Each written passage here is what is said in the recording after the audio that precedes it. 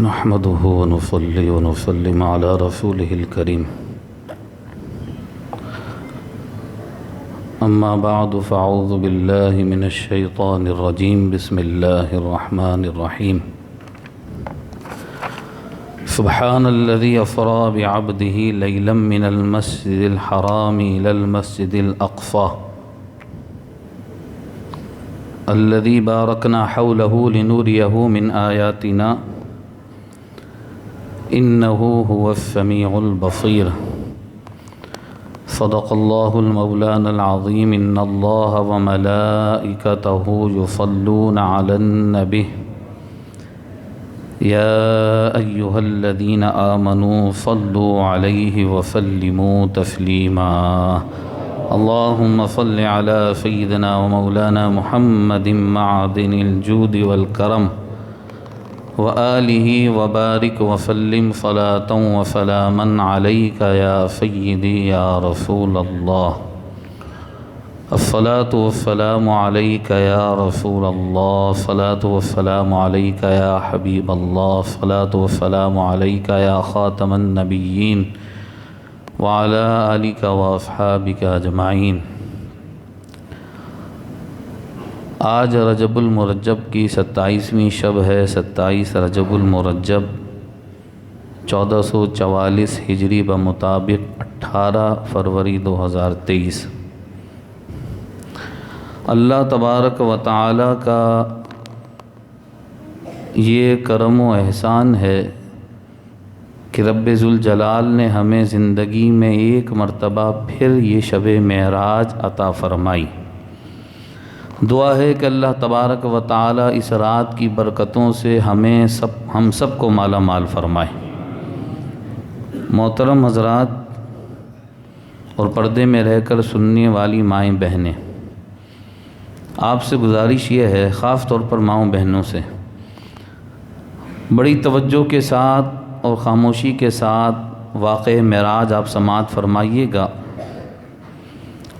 واقعہ معراج اتنا طویل ہے کہ گھنٹوں بھی بیان کیا جائے تو نہیں بیان ہو سکتا، لیکن اس واقعہ معراج سے متعلق ضروری اور اہم باتیں اور ان سے جو ہمیں درس اور سبق حاصل ہوتا ہے وہ عرض کیا جائے گا۔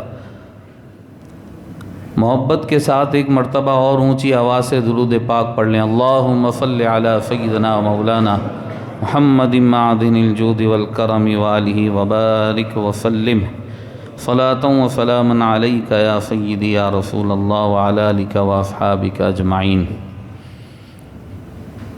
قرآن مجید فرقان حمید کے پارہ نمبر 15 سورۃ الاسراء یا سورہ بنی اسرائیل بھی کہتے ہیں، اس کی پہلی آیت میں نے تلاوت کی ہے۔ اس سورت کا آغاز حضور علیہ الصلاۃ والسلام کی معراج پاک کے ذکر سے ہو رہا ہے۔ پہلے آپ ترجمہ سنیں، اس کے بعد کچھ عرض کیا جائے گا۔ ارشاد باری تعالی ہوا، سبحان الذی اسری بعبدہ، پاکی ہے اسے جو لے گیا اپنے بندہ خاص کو، من المسجد الحرام، مسجد حرام سے، الی المسجد الاقصی، مسجد اقصی تک۔ کون سی مسجد اقصی؟ الذی بارکنا حولہ، جس کے ارد گرد ہم نے برکتیں رکھیں۔ کس لیے سیر کرائی؟ لنوریہ من آیاتنا، کہ ہم انہیں یعنی حضور کو اپنی خاص نشانیاں دکھائیں۔ انہ هو السمیع البصیر، بے شک وہی سننے والا دیکھنے والا۔ مسجد حرام سے مسجد اقصی تک کا جو سفر ہے حضور کا معراج کا، یہ اس آیت میں بیان ہوا۔ اس کے بعد کے سفر کے کچھ حصے سورہ نجم میں بیان ہوئے اور احادیث مبارکہ میں پھر اس کی تفصیل آئی۔ 27 رجب المرجب یہ تاریخ ہے حضور کی معراج کی، اور آپ اچھی طرح یاد رکھیں کہ یہ جو سفر حضور کو کرایا گیا یہ خواب کا واقعہ نہیں ہے۔ ہمارا عقیدہ یہ ہے کہ اللہ تبارک و تعالی نے حضور نبی کریم صلی اللہ تعالی علیہ وسلم کو جسم اور روح کے ساتھ حالت بیداری میں یہ سفر کرایا ہے۔ رب تبارک و تعالی حضور نبی کریم صلی اللہ تعالی علیہ وسلم کے غم اور حضور پر کیے جانے والے ظلم اور ستم اور نبی کریم صلی اللہ تعالی علیہ وسلم پر پتھر برسا کر جو اذیتوں کی انتہا کی گئی تھی، اس ظلم اور ستم اور غم اور تکلیف کو دور کرنے کے لیے حضور صلی اللہ تعالی علیہ وسلم کو یہ سفر کرایا گیا تھا۔ میں تفصیل میں نہیں جاؤں گا، مختصر آپ کو عرض کروں کہ جب حضور کو یہ سفر کرایا گیا تھا اس وقت مکے کی سرزمین میں، عرب کی وادیوں میں ہر طرف سے حضور صلی اللہ علیہ وسلم پر ظلم ہو رہا تھا۔ حضور نبی کریم صلی اللہ تعالی علیہ وسلم کو ستایا جا رہا تھا، تکلیفیں دی جا رہی تھیں، اور کتنی تکلیف، مجھے اور آپ کو اللہ کے دین کے راستے میں کانٹا بھی نہیں چبھا۔ ہمیں کیا تکلیف ہوئی؟ ہم نے کون سا ظلم برداشت کیا ہے اسلام کے لیے؟ یہ تو داعی اسلام آمنہ کے لال اللہ کے محبوب سے پوچھئے کہ انہوں نے ہم تک قرآن اور اللہ کے دین کو پہنچانے کے لیے کون سی تکلیف اور اذیت اور ظلم اور ستم ہے جو برداشت نہیں کیا ہے۔ میرے آقا کریم صلی اللہ تعالی علیہ وآلہ وسلم نے ارشاد فرمایا، راہ خدا میں جتنا مجھے ستایا گیا ہے کسی کو نہیں ستایا گیا، لیکن ہم نے اس قرآن کی، اس دین کی اور اس نماز کی کوئی قدر نہیں کی، معذرت کے ساتھ کوئی قدر نہیں کی ہم نے۔ ہمارا موڈ ہوا تو ہم نے عمل کر لیا، موڈ نہیں ہوا تو چھوڑ دیا، اور دین کی بات کو اس طرح سمجھا جو ہماری عقل نے بولا۔ ہمارا نفس اتنا بڑا ہو گیا ہے، ہم دین کو بھی وہاں تک سمجھتے ہیں جہاں تک ہماری عقل مانتی ہے۔ ہم دین پر بھی عمل اپنی رائے اور اپنی سوچ کے مطابق کرتے ہیں، ایسا ہے تو کریں گے ورنہ نہیں۔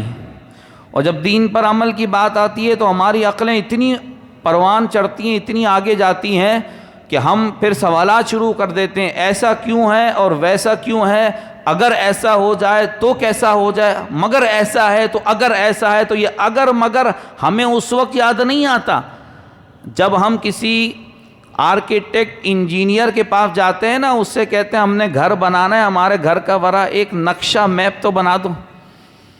وہ اگر یہ کہہ دینا کہ جناب آپ کی اس زمین میں نا اتنے پلرز آئیں گے اور اتنی فاؤنڈیشن میں سریا جائے گا، اتنی سیمنٹ جائے گی، اتنا مٹیریل جائے گا، اور ایسے بنے گا اور ویسے بنے گا، اس وقت کتنا بھی عقل مند آدمی ہو نا، بحث نہیں کرتا اس سے، آرکیٹیکٹ انجینئر سے، نہیں ایسا کیوں ہے اور ویسا کیوں ہے، اگر ہم ایسا بنا دیں اور اگر ہم ایسا کر دیں، اگر مگر سب ختم ہو جاتی ہے۔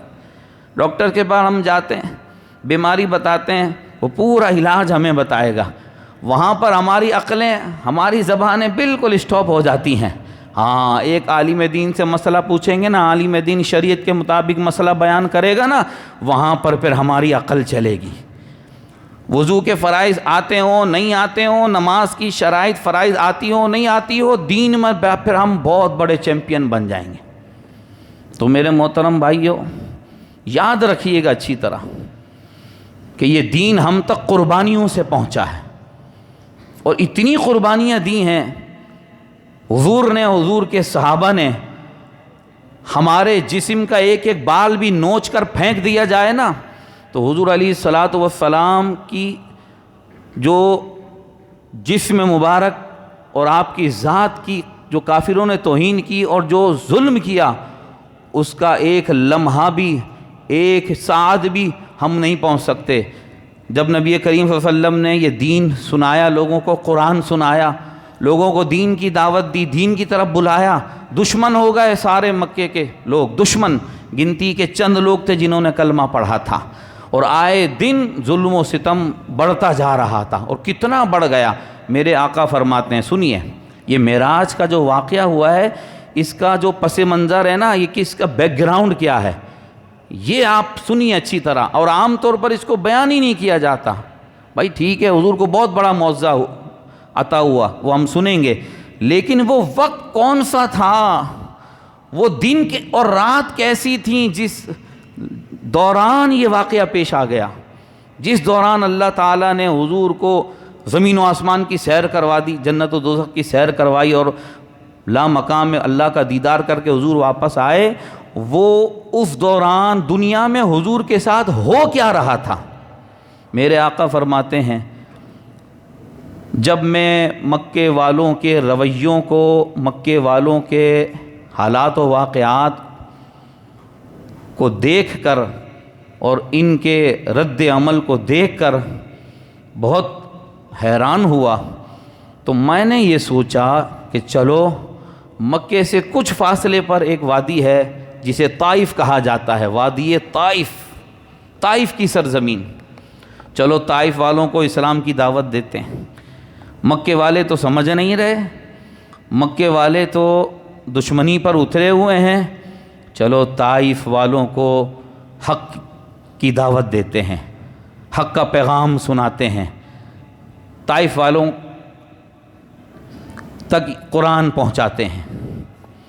حضور طائف پہنچے، مشہور واقعہ کون نہیں جانتا، جب میرے آقا طائف پہنچے، طائف کی سرزمین پر جو ظلم ہوا ہے حضور پر، اللہ اکبر اللہ اکبر۔ میرے آقا طائف کی گلیوں میں کلمہ حق بلند فرما رہے ہیں، لا الہ الا اللہ کی صدائیں سنا رہے ہیں، لوگوں کو دین پہنچا رہے ہیں۔ طائف کے لوگوں نے تو انتہا کر دی، طائف کے لوفر اور بدماش بچوں کو حضور کے پیچھے لگا دیا۔ اتنا ظلم ہوا حضور پر، اتنا ظلم ہوا، اللہ اکبر۔ ہمیں شرم آنی چاہیے، ہمیں آج اس رات سوچنا پڑے گا کہ ہر سال ہم معراج میں جمع ہوتے ہیں، مسجد میں آتے ہیں، لے کر کیا جاتے ہیں؟ ہماری دین سے وفاداری کیا ہوتی ہے واقع معراج سننے کے بعد؟ حضور صلی اللہ علیہ وسلم کی قربانیوں کے بعد ہمارے اندر کون سا دین کے لیے جذبہ بیدار ہوتا ہے؟ ہمارے اندر دین کے لیے کون سی تڑپ پیدا ہوتی ہے؟ ہمارا دل کتنا روتا ہے دین کے لیے؟ ہم نے کیا قربانی دی ہے دین کے لیے؟ طائف کے لوفر بچوں کے ہاتھ میں پتھر دیے گئے،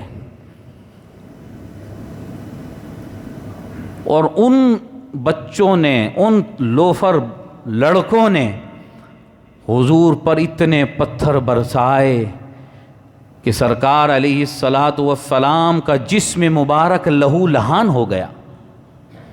جسم مبارک سے کتنا خون بہا۔ قصور کیا تھا حضور کا؟ ایک خدا کی عبادت کی طرف بلا رہے تھے، ایک اللہ کی عبادت کی دعوت دے رہے تھے، بت پرستی سے جان چھڑا رہے تھے، جنت کا راستہ دکھا رہے تھے۔ میرے آقا فرماتے ہیں، حدیث شریف پڑھیے، حضور نے ارشاد فرمایا، لوگو میری نالین خون سے بھر گئی تھیں۔ اللہ اکبر، اتنے پتھر برسائے۔ فرشتہ حاضر ہوا، اللہ کا فرشتہ آیا، یا رسول اللہ آپ حکم فرمائیے، یہ دو پہاڑوں کے بیچ میں جیتے ہیں، اتنا آپ پر ظلم کیا، آپ حکم فرمائیں دونوں پہاڑوں کو ملا دوں گا، یہ پس جائیں گے، ختم ہو جائیں گے۔ فرمایا نہیں، مجھے امید ہے اللہ سے، یہ نہیں تو ان کی اولاد کلمہ پڑھے گی۔ اتنا بڑا دل، آج میرے لیے کوئی غلط لفظ بول دے تو میرا ٹمپریچر اتنا ہائی ہو جاتا ہے کہ جب تک میں اس کو پوری سوسائٹی میں بدنام نہیں کر دوں اور اس کے خلاف ایک ایک کا پاس جا کر اگر میں اس کو گندا نہیں کر دوں نا، تو میرے دل کی جو دشمنی ہے نا، جو دل میں آگ لگی ہوئی ہے اس کے خلاف بھڑکی ہوئی ہے، وہ آگ ہی نہیں بجھتی ہے۔ ہم تو اتنے بڑے ہو جاتے ہیں اپنے لیے، اور یہاں دین کے لیے کیا فرما رہے ہیں حضور؟ حضور کی شہزادی بطول زہرا، شہزادی کونین، خاتون جنت، سیدۃ الکائنات، خاتون جنت، جنتی خواتین کی سردار فاطمۃ الزہرا فرماتی ہیں ایک دن میں نے اپنی آنکھوں سے یہ منظر دیکھا کہ میرے بابا حرم میں نماز پڑھ رہے ہیں اور ایک بدبخت آیا اور اس نے میرے بابا کے کندھے پر جانور کی غلاظت اور گندگی پھینک دی، اور حضور گھر تشریف لائے، اللہ اکبر، اپنے ہاتھوں سے اس کو صاف کیا۔ اور واقعات تو اس سے بھی آگے کا ہے۔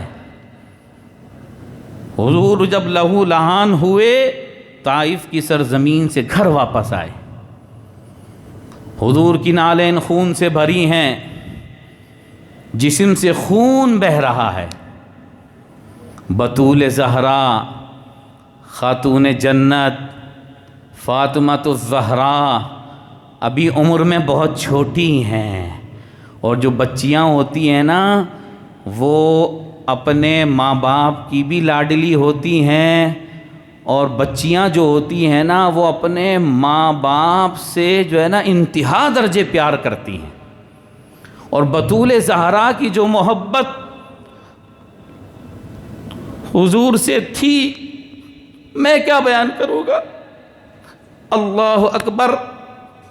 حضرت عائشہ صدیقہ فرماتی ہیں ایک دن ایسا ہوا، حضرت فاطمہ تشریف لائیں، میں گھر میں تھی، اور خدا کی قسم جب نبی کی شہزادی بطول زہرا چلتی تھیں تو نبی کا چلنا یاد آ جاتا تھا، جب بولتی تھیں بات کرتی تھیں تو حضور کا بات کرنا یاد آ جاتا تھا، چلنے میں، بات کرنے میں، گفتار میں ایسی نبی کی مشابہ تھیں۔ وہ تشریف لائیں، حضور کے سامنے بیٹھیں، حضور نے ان کے کان میں کوئی بات ارشاد فرمائی، رونا شروع کر دیا۔ پھر تھوڑی دیر کے بعد حضور نے ان کے کان میں کچھ اور ارشاد فرمایا تو مسکرانا شروع کر دیا۔ حضرت عائشہ نے کہا فاطمہ ذرا بتاؤ تو صحیح، حضور نے تمہارے کان میں کیا جملہ کہا، کیا بات کری کہ تم رو رہی تھی؟ پھر حضور نے تھوڑی دیر بعد کوئی اور بات کہی تو تم نے ہنسنا شروع کر دیا۔ کہا یہ میرا اور میرے بابا کا راز ہے۔ کیا ہوا؟ اسی کے تھوڑے دن بعد حضور کا انتقال ہو گیا۔ اب حضرت عائشہ بولی فاطمہ اب تو حضور بھی پردہ کر گئے، اب تو بتا دو کہ حضور نے تمہارے کانوں میں کیا بات کہی تھی؟ کہنے لگیں میرے بابا نے میرے کان میں یہ بات کہی تھی فاطمہ اب تھوڑے ہی دن رہ گئے ہیں میں تم سے جدا ہونے والا ہوں۔ تو مجھ سے یہ غم سنا نہیں گیا اور میں نے رونا شروع کر دیا۔ جب میرے بابا میرے آنکھوں کے آنسو نہ دیکھ سکے تو پھر میرے کان میں دوسرا جملہ یہ کہا فاطمہ مت گھبراؤ، میرے جانے کے بعد میرے گھر والوں میں سب سے پہلے تم مجھ سے آ کر ملو گی۔ آج تو جناب نبی کے علم کو ناپ اور تول کی جاتی ہے۔ آج تو جناب نبی کا کلمہ پڑھنے والے دیواریں کھڑی کرتے ہیں حضور کے علم کے سامنے کہ ان کو دیوار پیچھے کا علم نہیں۔ وزن کیا جاتا ہے، یہ جانتے تھے کہ وہ نہیں جانتے تھے۔ حضور نے کتنی بڑی بات ارشاد فرمائی، بہرحال مجھے یہ عرض کرنا ہے کتنا پیار تھا بطول زہرا کو اپنے بابا سے۔ اللہ اللہ کہتی ہیں جب طائف کی سرزمین سے حضور گھر تشریف لائے تو ابھی بطول زہرا عمر میں چھوٹی تھی۔ کیا بات کرتے ہیں آپ حضور کی معراج کی محبت میں جمع ہوئے ہیں، صحیح ہے، واقع معراج سننے آئے ہیں۔ ہر سال الحمدللہ یہاں بیان ہوتا ہے، اور یہ حقیر فقیر بھی کافی عرصے تک بیان کرتا رہا۔ ایک مرتبہ پھر آپ کے سامنے کھڑے ہونے کا موقع ملا۔ ہم سب کچھ سنتے ہیں، لیکن آج مجھے آپ سے یہ عرض کرنا ہے ذرا ان باتوں کو بھی سنیے کہ جب یہ واقعی معراج پیش آیا تھا تو اس سے پہلے کیا کچھ ہو رہا تھا حضور کے ساتھ دنیا میں۔ جب گھر تشریف لائے حضرت فاطمۃ الزہرا بطول زہرا خاتون جنت رضی اللہ تعالی عنہا اپنے ان ننھے ننھے ہاتھوں سے حضور کے جسم مبارک سے خون صاف کر رہی تھی۔ اللہ اکبر۔ یہ کچھ حالات تھے اس وقت، نبوت کے اعلان کو 11 سال اور 5 مہینے ہو چکے تھے۔ حضور نے جب نبوت کا اعلان فرمایا نا تو تقریباً 11.5 سال بیت چکے تھے، اور کافروں کی دشمنی یہاں تک پہنچ گئی تھی۔ جب طائف کی سرزمین سے حضور تشریف لائے، جسم مبارک زخمی ہے حضور کا، ایمان سے کہہ دو جس کا جسم اتنا زخمی ہوا ہو اللہ کی راہ میں کہ نالین خون سے بھر چکی ہوں، اس کا دل کتنا زخمی ہوگا، اس کا دل کتنا غم و تکلیف سے بھرا ہوگا۔ اب اس کے بعد اگر ہم دین پر نہ چلیں اور عمل نہ کریں، اور اس کے بعد اگر ہم دین سے دور ہو جائیں اور دین پر چلنا ہمارے لیے مشکل ہو جائے، ہم کیا منہ دکھائیں گے حضور کو؟ اس کے بعد بھی اگر ہم جنت کے بجائے جہنم کے راستے پر چلیں، ہم قبر میں اور آخرت میں حضور کو کیا شکل دکھائیں گے؟ کیا ہم سامنا کر سکیں گے حضور کا؟ میرے آقا نے فرمایا لوگوں میں تمہیں جنت کی طرف لاتا ہوں، تم جہنم کی طرف جاتے ہو۔ ذرا سوچئے گا، ان باتوں پر غور کیجئے گا۔ زندگی بڑی مختصر ہے۔ بہت سارے لوگ پچھلے سال ہمارے ساتھ ہوں گے یہاں معراج کے موقع پر، شب معراج کا، آج اس سال نہیں ہے، آئندہ سال ہم میں بھی کون ہوگا؟ زندگی کی قدر کریں، قدر۔ کھڑے ہو کے نہیں پڑھ سکتا کوئی نماز، بیٹھ کے پڑھے، بیٹھ کے نہیں پڑھ سکتا لیٹ کر پڑھے، لیٹ کر نہیں پڑھ سکتا اشاروں سے پڑھے۔ آج ہمارے اندر اتنی بھی طاقت نہیں ہے کہ ہم اتنے مریض بن گئے، نعوذ باللہ، ہماری مستی اتنی حد تک پہنچ چکی ہے۔ ہمیں چاہیے کہ ہم ذرا اسپتال میں جائیں، ہاسپٹل میں اور ICU میں جائیں، ادھر نالی لگی ادھر نالی لگی، نہ کھا سکتے ہیں نہ پی سکتے ہیں۔ آج ہم ہٹے کٹے، ہم سے نماز نہیں پڑھی جا رہی۔ خدا رام توبہ کریں ان چیزوں سے۔ قلب رسول بڑا غمگین تھا، ظلم و ستم کے پہاڑ ٹوٹ چکے تھے حضور پر۔ حضور طائف سے واپس آئے، سرزمین طائف سے واپس آئے، جسم مبارک قلب مبارک سب زخمی ہے، غم تکلیف اذیتیں سب ایک ساتھ جمع ہیں حضور پر۔ رات کا وقت ہے، حضور اپنے بستر مبارک پر آرام فرما ہے، اپنی بہن حضرت ام ہانی، چچی زاد بہن، کزن حضرت ام ہانی کے گھر پر حضور رات میں آرام فرما ہے، بستر پر سر مبارک رکھ کے سو رہے، آرام فرما رہے۔ اللہ تبارک و تعالی دیکھ رہا ہے کہ میرا حبیب میری راہ میں ستایا جا رہا ہے، میرا حبیب میرے راستے میں ظلم برداشت کر رہا ہے۔ اللہ دیکھ رہا ہے کہ میرا حبیب کا دل غمگین ہے، غمگین۔ ان حالات اور واقعات میں اللہ تعالیٰ نے حضور کے پاس پیغام بھیجا جبرائیل کے ذریعے۔ حضرت جبرائیل امین علیہ الصلاۃ والسلام کو حکم ہوا، جبرائیل میرے حبیب کی بارگاہ میں حاضر ہو جاؤ۔ ابھی اللہ تبارک و تعالی کا حکم ملتا ہے جبرائیل امین علیہ السلام کو، ادھر حضور اپنے بستر پر آرام فرمائے، رجب کا مہینہ 27ویں شب، اور جبرائیل امین علیہ الصلاۃ والسلام کو حکم ہوا کہ جبرائیل آج میرا حبیب میرا مہمان ہے۔ پورا پروگرام جبرائیل کو دے دیا اللہ تعالیٰ نے۔ واقعات تو بہت ہے، میں مختصر عرض کرتا ہوں۔ حضور فرماتے ہیں کہ میں آرام کر رہا تھا، جبرائیل، میکائیل اور اسرافیل 3 فرشتے آئے۔ جبرائیل نے پوچھا، یا رسول اللہ رات کا ٹائم ہے دنیا میں، تیرا حبیب تو آرام کر رہا ہے، دروازہ بھی بند ہوگا، جاؤں گا کیسے؟ دروازہ بجانا بے ادبی، حضور کو اٹھانا بھی بے ادبی، اٹھیے یا رسول اللہ، بے ادبی۔ نبی کا ادب تو صرف زمین والوں پر نہیں، عرش والوں پر بھی لازم ہے۔ ہاں، نبی کا تو ادب اتنا بڑا،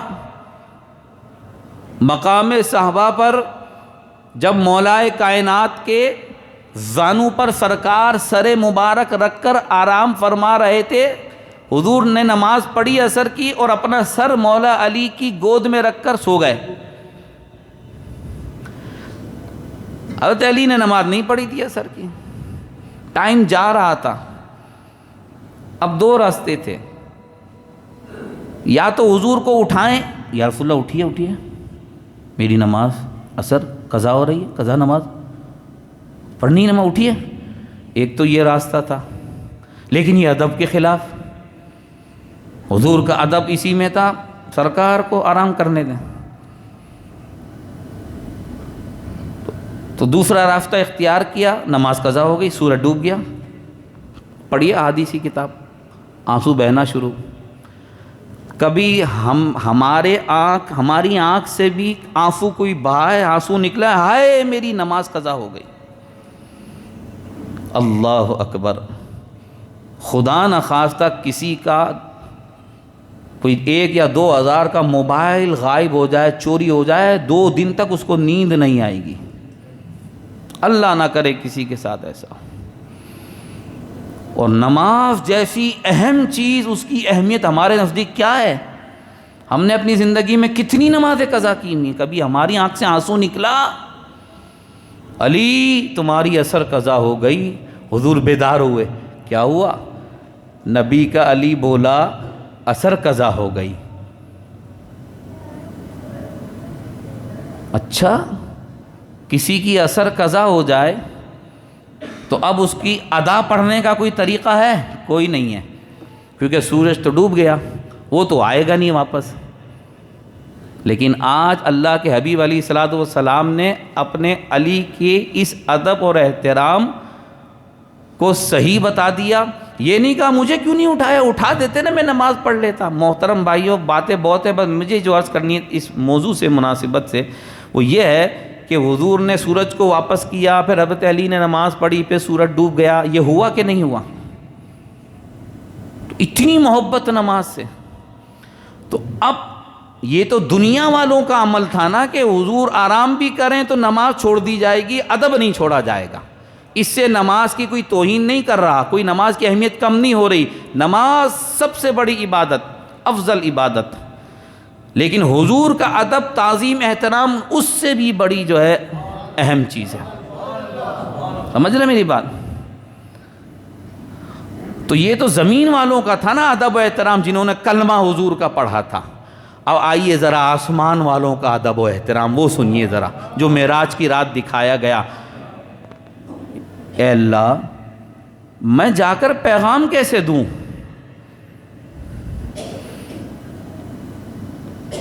تو فرمایا جبرائیل، تم جب میرے حبیب کے پاس جاؤ تو بڑے ادب اور احترام سے میرے محبوب کے قدموں کو بوسہ دینا۔ اللہ اکبر۔ جبرائیل آئے، حضور آرام فرمائے۔ لیکن میں ایک بات عرض کروں، میں اور آپ جب سوتے ہیں نا تو ہم غافل سوتے ہیں، ہم غفلت ہم پہ طاری ہوتی ہے، عام بشر ہے۔ جب میں اور آپ سوتے ہیں تو میرے اور آپ کا کنیکشن اللہ سے ٹوٹ جاتا ہے، اللہ سے تعلق نہیں رہتا اس وقت، اس معنوں میں کہ ہم غفلت میں ہوتے ہیں، ہمیں اپنا نہیں پتہ ہوتا کیا ہوا ہمارے سونے کے بعد، ایسے ہی ہے۔ لیکن جب رسول اللہ سوتے ہیں تو رسول اللہ فرماتے ہیں ان عینی تنامانی ولا ینام قلبی، لوگوں میری آنکھیں ضرور سو رہی ہوتی ہیں، دل جاگ رہا ہوتا ہے، ہاں دل بیدار رہتا ہے، اور رب سے جو تعلق ہے وہ نیند میں بھی رہتا ہے۔ جب جبرائیل آئے نا، حضور کے قدمین کو بوسہ دیا اپنے کافوری ہونٹوں سے، تو جب حضور کے قدم کو بوسہ دیا ہوگا، میں آپ سے ذرا ایک سوال کرتا ہوں، آپ ذرا سوچیں کہ ایک آدمی سو رہا ہے اور دوسرا آ کے اس کے پاؤں کو چومتا ہے تو فزیکلی کیا کنڈیشن بنتی ہوگی؟ رکوع؟ نہیں۔ سجدے جیسی صورت بنے گی نہیں بنے گی؟ توجہ رکھیے گا، بڑی اہم بات میں عرض کر رہا ہوں۔ ایک آدمی سو رہا ہے اور دوسرا آ کے اس کے پاؤں کو چومنا شروع کر دے تو بتاؤ سجدے والی کنڈیشن بنے گی؟ لیکن سجدہ نہیں ہے وہ، کیوں؟ اس لیے کہ نیت ہی نہیں ہے وہاں۔ تو نیت بوسے کی تھی، حضور بیدار ہو گئے، فرمایا جبرائیل کیسے آئے؟ اب آپ کے ذہن میں ہے کہ وہ رات کتنی غم والی رات تھی، کتنی تکلیف والی رات تھی، جسم مبارک، دل مبارک کیسا غم سے بھرا ہوا، تکلیف سے کیسا ہوگا؟ اب جبرائیل نے اللہ کا پیغام سنایا، تو پھر آپ سوچئے تو صحیح، اتنے غم والے کو جب اس طرح کی خوشخبری سنائی جائے تو اس کی خوشی کا عالم کیا ہوگا؟ حضور فرماتے ہیں جبرائیل مجھے وہاں سے خانہ کعبہ کے پاس لے آئے، خانہ کعبہ کے پاس لے آئے۔ اس کے بعد کا واقعہ حضور نے کیا بیان فرمایا؟ فرمایا پھر جبرائیل نے میرا سینہ کاٹا اور میرا دل باہر نکالا، اور ایک برتن لایا گیا جو ایمان، حکمت، نور سے بھرا ہوا تھا، اس برتن میں جبرائیل نے میرا دل اٹھا کر رکھ دیا،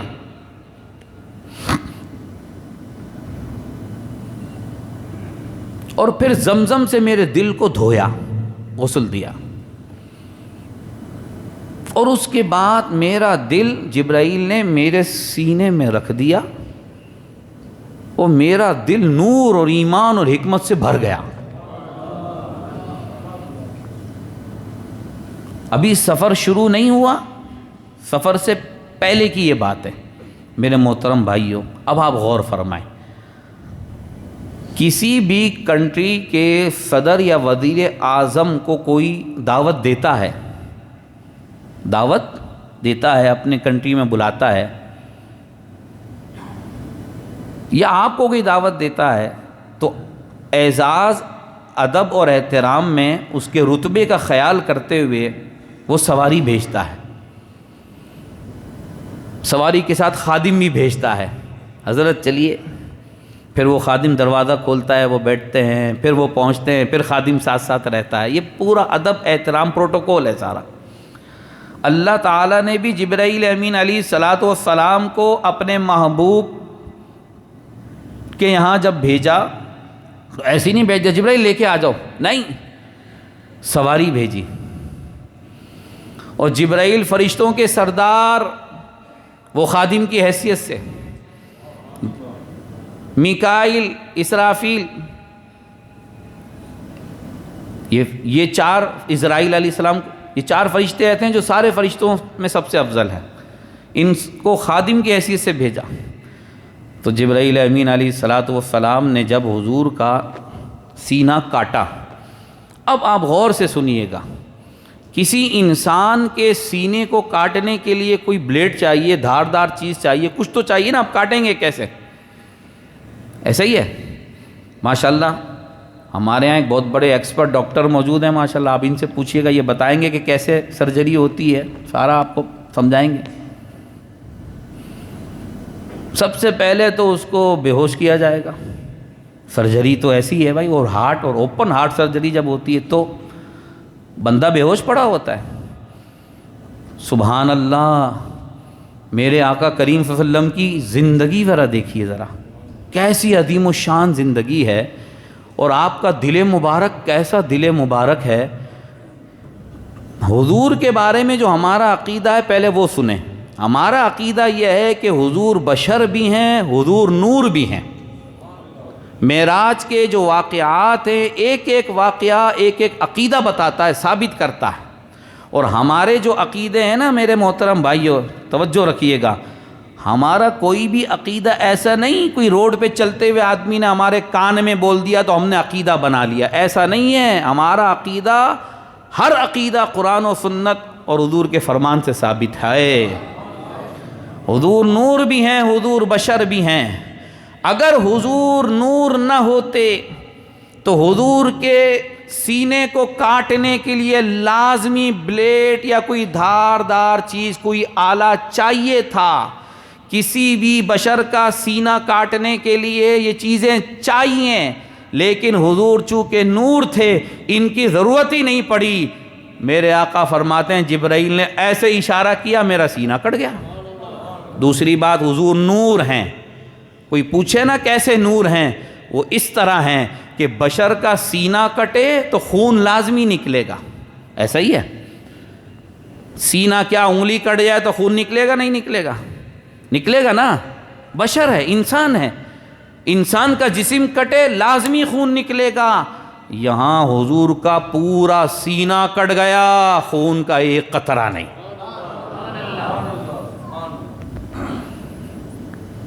تو سینہ اس لیے کاٹا کہ بشر تھے،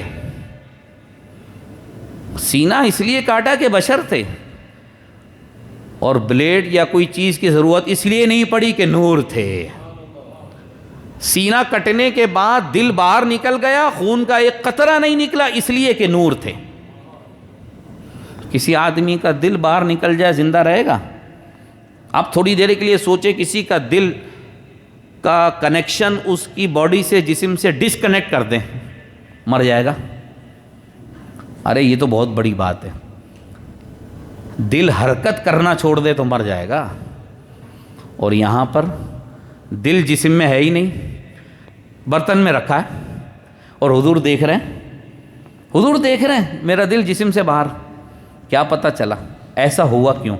حضور کا سینہ کاٹنے اور دل نکالنے میں حکمت یہ تھی کہ صحابہ کو بھی دلیل مل جائے، اور قیامت تک کے مسلمانوں کو پتہ چل جائے اور معلوم ہو جائے اور عقیدہ بن جائے کہ یہ وہ ذات ہے، یہ وہ مقدس ہستی ہے، یہ وہ نبیوں کا امام ہے کہ اس کا دل باہر نکل جائے تو زندگی باقی رہتی ہے۔ تو جس کا دل جسم سے باہر نکل جائے زندگی ختم نہیں ہوتی، تو جب اس کی روح جسم سے باہر نکلے گی تو زندگی ختم ہو جائے گی؟ نہیں، توجہ ہے آپ کی؟ اللہ نے دلیل دینی تھی لوگوں کو کہ دیکھو میرے بندوں، میرا حبیب ایسا ہے کہ اس کا دل باہر ہے لیکن زندگی جاری ہے۔ تو پتہ یہ چلا کہ میں اور آپ، ہم سب دلوں کے محتاج ہیں، دلوں کے محتاج ہیں، دل کے بغیر ہماری زندگی نہیں۔ اور جو ہماری روح ہے ہمارے جسم میں، اس کا جو رہنے کی جگہ ہے وہ دل ہے، تو وہی نکل گیا باہر تو ہم مر جائیں گے۔ تو ہم اور آپ دلوں کے ضرور محتاج ہیں۔ میرے آقا کی زندگی اور جسم اتنا اعلیٰ اور افضل اور نرالا کہ میرے آقا دل کے نہیں، دل محبوب کا محتاج ہے۔ دل حضور کا محتاج ہے۔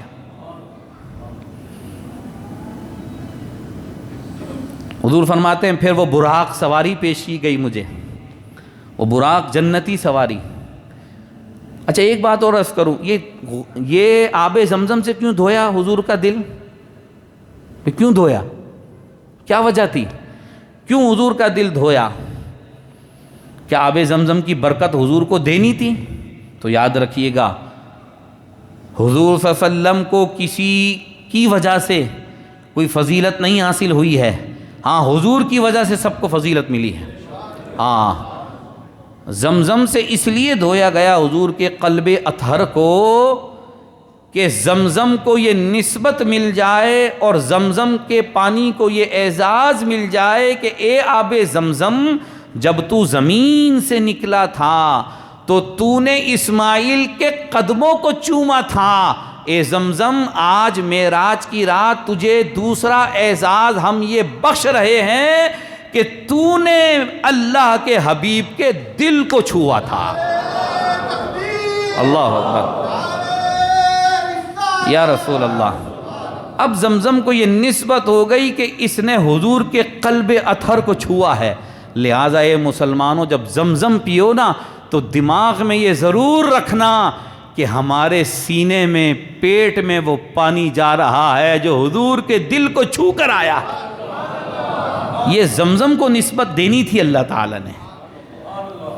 حضور فرماتے ہیں میں براق پر سوار ہوا، جنتی لباس پہنایا، وہاں فلک پر یہاں زمین میں رچی تھی شادی مچی تھی دھومیں۔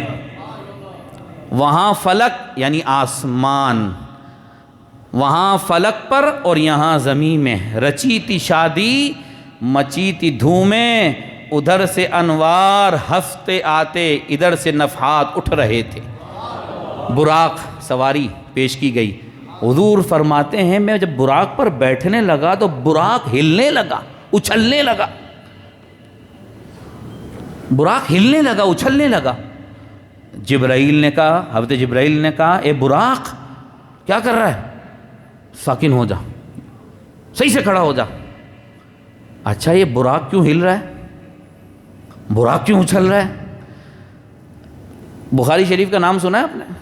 اس کی ایک شرح ہے، علامہ بدر الدین عینی رحمۃ اللہ تعالی علیہ نے لکھی ہے۔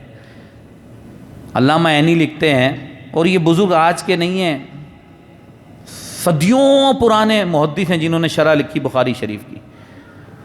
فرماتے ہیں علامہ بدر الدین عینی، میں نے اپنے اساتذہ ٹیچر سے یہ سنا ہے کہ وہ جو معراج کی رات وہ سواری وہ براق جو اچھل رہا تھا، وہ جانور وہ اس لیے اچھل رہا تھا کہ وہ حضور نبی کریم صلی اللہ علیہ وسلم سے یہ وعدہ لینا چاہتا تھا کہ یا رسول اللہ بڑے عرصے کے بعد مجھے یہ اعزاز مل رہا ہے کہ آپ مجھ پر سوار ہوں گے، آپ مجھ سے وعدہ کریں کل روز محشر قیامت کے دن بھی آپ مجھ ہی پر سوار ہوں گے۔ حضور نے جب وعدہ فرمایا بالکل کھڑا ہو گیا، خوشی سے اچھل رہا تھا۔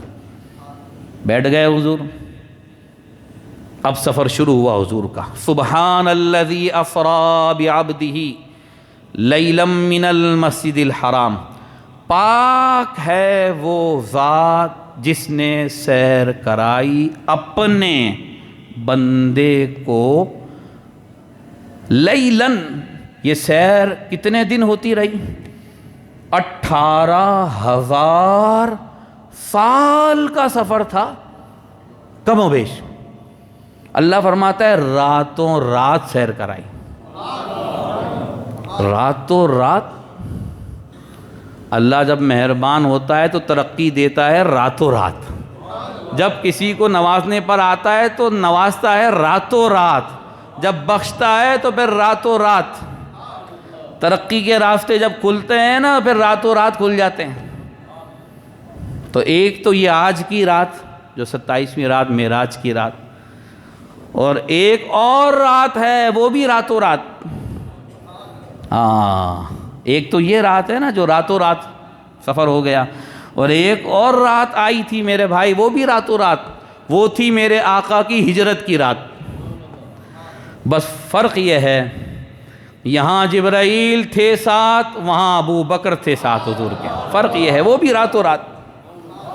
سبحان الذی اسریٰ بعبدہ لیلا من المسجد الحرام، ہم نے سیر کرائی راتوں رات مسجد حرام سے مسجد اقصیٰ تک۔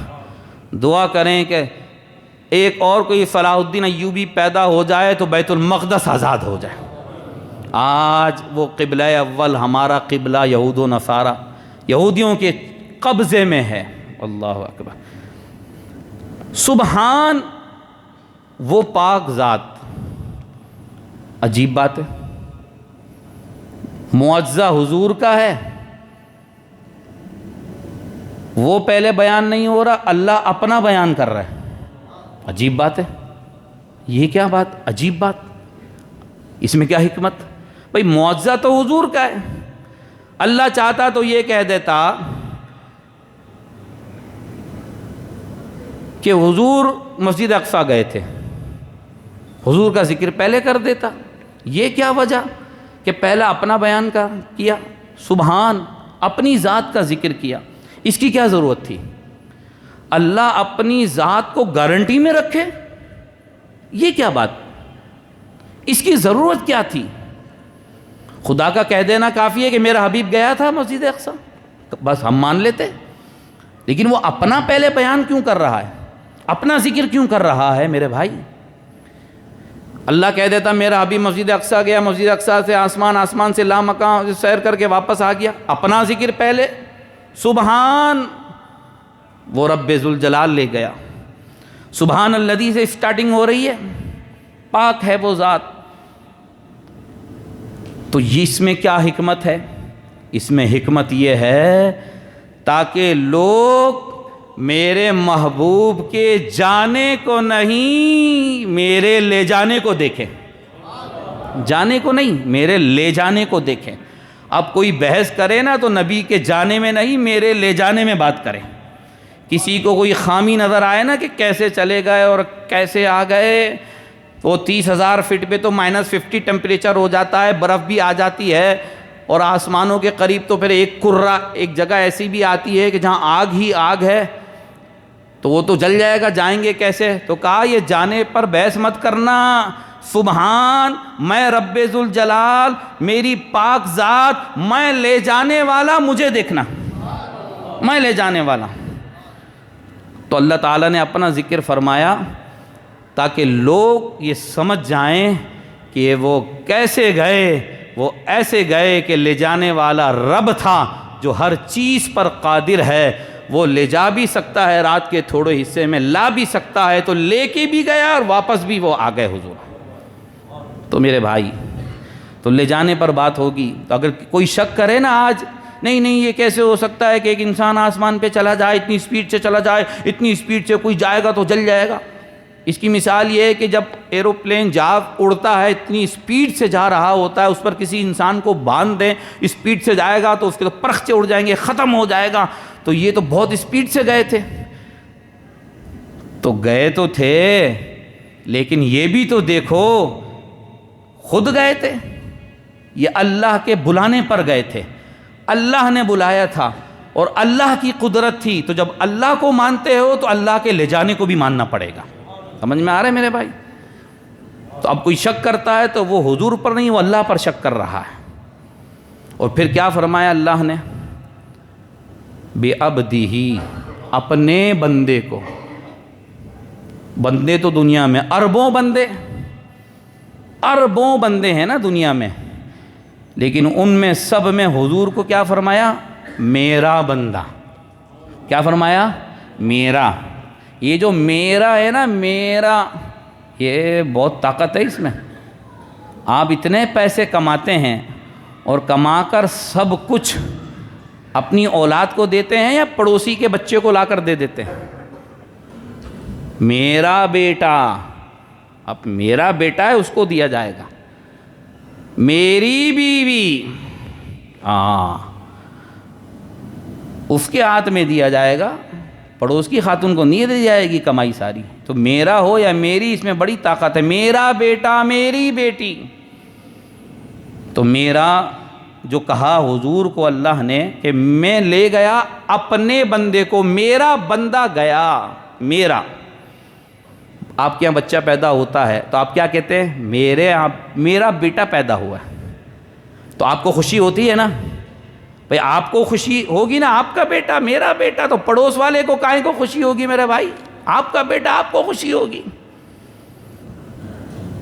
تو جب میرا ہے تو خوشی بھی مجھے ہوگی، جب میرا ہے تو خوشی بھی مجھے ہوگی۔ سمجھ میں آ رہا ہے؟ پڑوسی کو کیا؟ بس یہی فرق ہے۔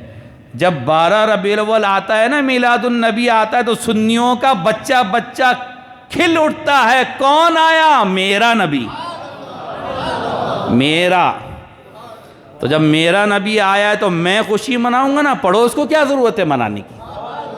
ہاں، فرمایا میرا بندہ۔ بندے تو بہت ہیں اللہ کے، کوئی ایک بندہ ایسا دکھاؤ جس کو اللہ کہے میرا بندہ۔ او میرے بھائی، قبر میں بھی سوال جو ہوگا نا وہ یہی ہوگا، کیا کہتے تھے حضور کے بارے میں؟ تو پھر یہی کہنا سب سے اولا و اعلیٰ ہمارا نبی، میرا نبی ہے۔ دین کیا ہے؟ دین میرا دین اسلام ہے۔ تو میرے محترم بھائیو، فرمایا پاک ہے وہ جو لے گیا اپنے بندے کو۔ عجیب بات ہے، اللہ نے یہ نہیں فرمایا پاک ہے وہ جو اس رات کو لے گیا اپنے نبی کو، اپنے رسول کو، اپنے محبوب کو، یہ سب کچھ نہیں فرمایا۔ نہ نبی کہا اس وقت، نہ رسول کہا اپنے بندے کو۔ اس کی کیا ضرورت؟ اس میں بھی کوئی حکمت بے شک حکمت، اس لیے کہ اللہ جانتا تھا ایک وقت آئے گا لوگ کہیں گے حضور گئے تو تھے لیکن جسم کے ساتھ نہیں گئے تھے، خواب میں گئے تھے۔ اللہ جانتا تھا لوگ کہیں گے جسم کے ساتھ نہیں گئے تھے، خواب میں گئے تھے۔ او میرے بھائی، خواب میں کوئی چلا جائے تو اتنی تعجب کی کیا بات ہے؟ ہمارے پاس ایک آدمی آیا، بولے مولانا میں نے خواب دیکھا، میں خواب میں دارالسلام سے لنڈن گیا، لنڈن سے نیو یارک گیا، نیو یارک سے جناب میں جاپان گیا، جاپان سے مکے گیا، عمرہ کیا، مدینہ شریف گیا، وہاں سے واپس بھی آ گیا۔ آپ کو تعجب ہوگا، اب خواب میں تم آسمان پہ چلے جاؤ، ہمیں کیا؟ خواب میں تم پوری دنیا کے آسمان کی سیر کر کے آ جاؤ، اس میں کیا کوئی بڑی بات ہے؟ مسئلہ تو یہ تھا نا جو کافروں کی عقل میں نہیں آیا، انہوں نے کہا یہ گئے کیسے؟ رات کے تھوڑے حصے میں گئے واپس آ گئے۔ یاد رکھیے گا، جسم کے ساتھ روح کے ساتھ جاگتے ہوئے معراج پہ سب سے بڑی دلیل یہ ہے کہ کافر ماننے کے لیے تیار نہیں تھے، اور دلائل اپنی جگہ، کافروں کا انکار بہت بڑی دلیل ہے۔ تو بندہ اس لیے کہا اللہ تعالیٰ نے کہ بندہ ہوتا ہی وہی ہے جو جسم کے ساتھ ہوتا ہے۔ آپ مجھے کوئی دنیا میں ایک بندہ تو دکھا دیں جو باڈی کے بغیر ہو، آپ مجھے دکھا دیں بندہ، بھائی آپ مجھے کوئی بندہ بتا دیں جو باڈی جسم کے بغیر بندہ ہو، دکھائیں برا کوئی بندہ۔ تو اللہ تعالیٰ نے فرمایا ہم نے سیر کرائی اپنے بندے کو، پتہ چل جائے جسم کے ساتھ گئے تھے حضور۔ تو عبد کہا، عبد کہتے ہیں بندے کو، اور بندہ بھی عام بندہ نہیں، میرا بندہ، اپنا بندہ۔ حضور اللہ کے بندے ہیں۔ نبی اگر کہتا اللہ کہ میں اپنے نبی کو لے گیا، تو یہاں تھوڑا سا موقع مل جاتا ان لوگوں کو کہ بھائی نبی تو جسم کے بغیر بھی ہو سکتا ہے۔ اب بڑی اہم بات میں آپ سے کر رہا ہوں، آج تک آپ نے نہیں سنی ہوگی یہ بات، ذرا توجہ سے سنیے گا۔ بعض دفعہ ایسا ہوتا ہے بولا کچھ جاتا ہے، لوگ سمجھتے کچھ ہیں، پھر رزلٹ کچھ اور نکلے گا۔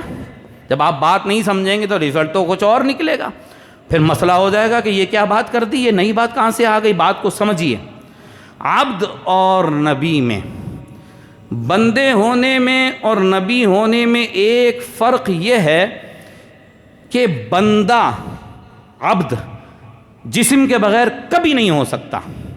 ہاں اگر ہو سکتا ہے تو کوئی دکھائے، بندہ جسم کے بغیر نہیں ہوگا۔ ہاں حضور علیہ الصلوۃ والسلام نے نبی ہوتے ہوئے ایک ایسا وقت گزارا تھا کہ جسم کے بغیر گزارا تھا۔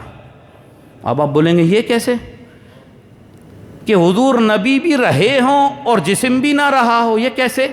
تو آپ حدیث سنیے، کنت نبیا وآدم بین الماء والطین فرمایا میں تو اس وقت بھی نبی تھا کہ آدم پیدا بھی نہیں ہوئے تھے، مٹی اور پانی کے درمیان تھے، آدم کا پتلا بھی نہیں بنا تھا۔ میں آپ سے پوچھتا ہوں سب سے پہلا انسان کون؟ آدم۔ سب سے پہلا بشر کون؟ آدم۔ اس سے پہلے تو کوئی نہیں تھا۔ بات سمجھ میں آ رہی ہے آپ کے؟ تو حضور نبی اس وقت بھی تھے، اور ترمذی کے الفاظ کنت نبیا وآدم بین الروح والجسد، کہ روح اور جسم کے درمیان تھے، میں اس وقت بھی نبی تھا۔ تو آدم کی تخلیق مکمل نہیں ہوئی تھی، حضور اس وقت بھی نبی تھے، جسم نہیں تھا لیکن نبوت تھی۔ تو کیا پتہ چلا؟ حکم نبوت کے لیے بشریت ضروری ہے، وصف نبوت کے لیے بشریت ضروری نہیں۔ سبحان الذی اسری بنبیہ نہیں فرمایا، فرمایا بعبدہ، ہم نے سیر کرائی اپنے بندے کو بندہ جسم کے ساتھ، تو لا محالہ ماننا پڑے گا کہ جب گئے تو جسم کے ساتھ پورا سفر کر کے آئے تھے۔ سمجھ میں آ رہا ہے بھائی؟ تو یہ معراج جسمانی تھی۔ اچھا اب ایک بات اور سن لیں، من المسجد الحرام الی المسجد الاقصی، مسجد حرام سے مسجد اقصی تک سفر ختم؟ سفر تو نہیں ختم ہوا۔ تو اس آیت میں کیوں مسجد اقصی تک کا بیان، آگے کا بیان نہیں ہوا؟ بھئی یہ بھی ایک سوال ہے نا۔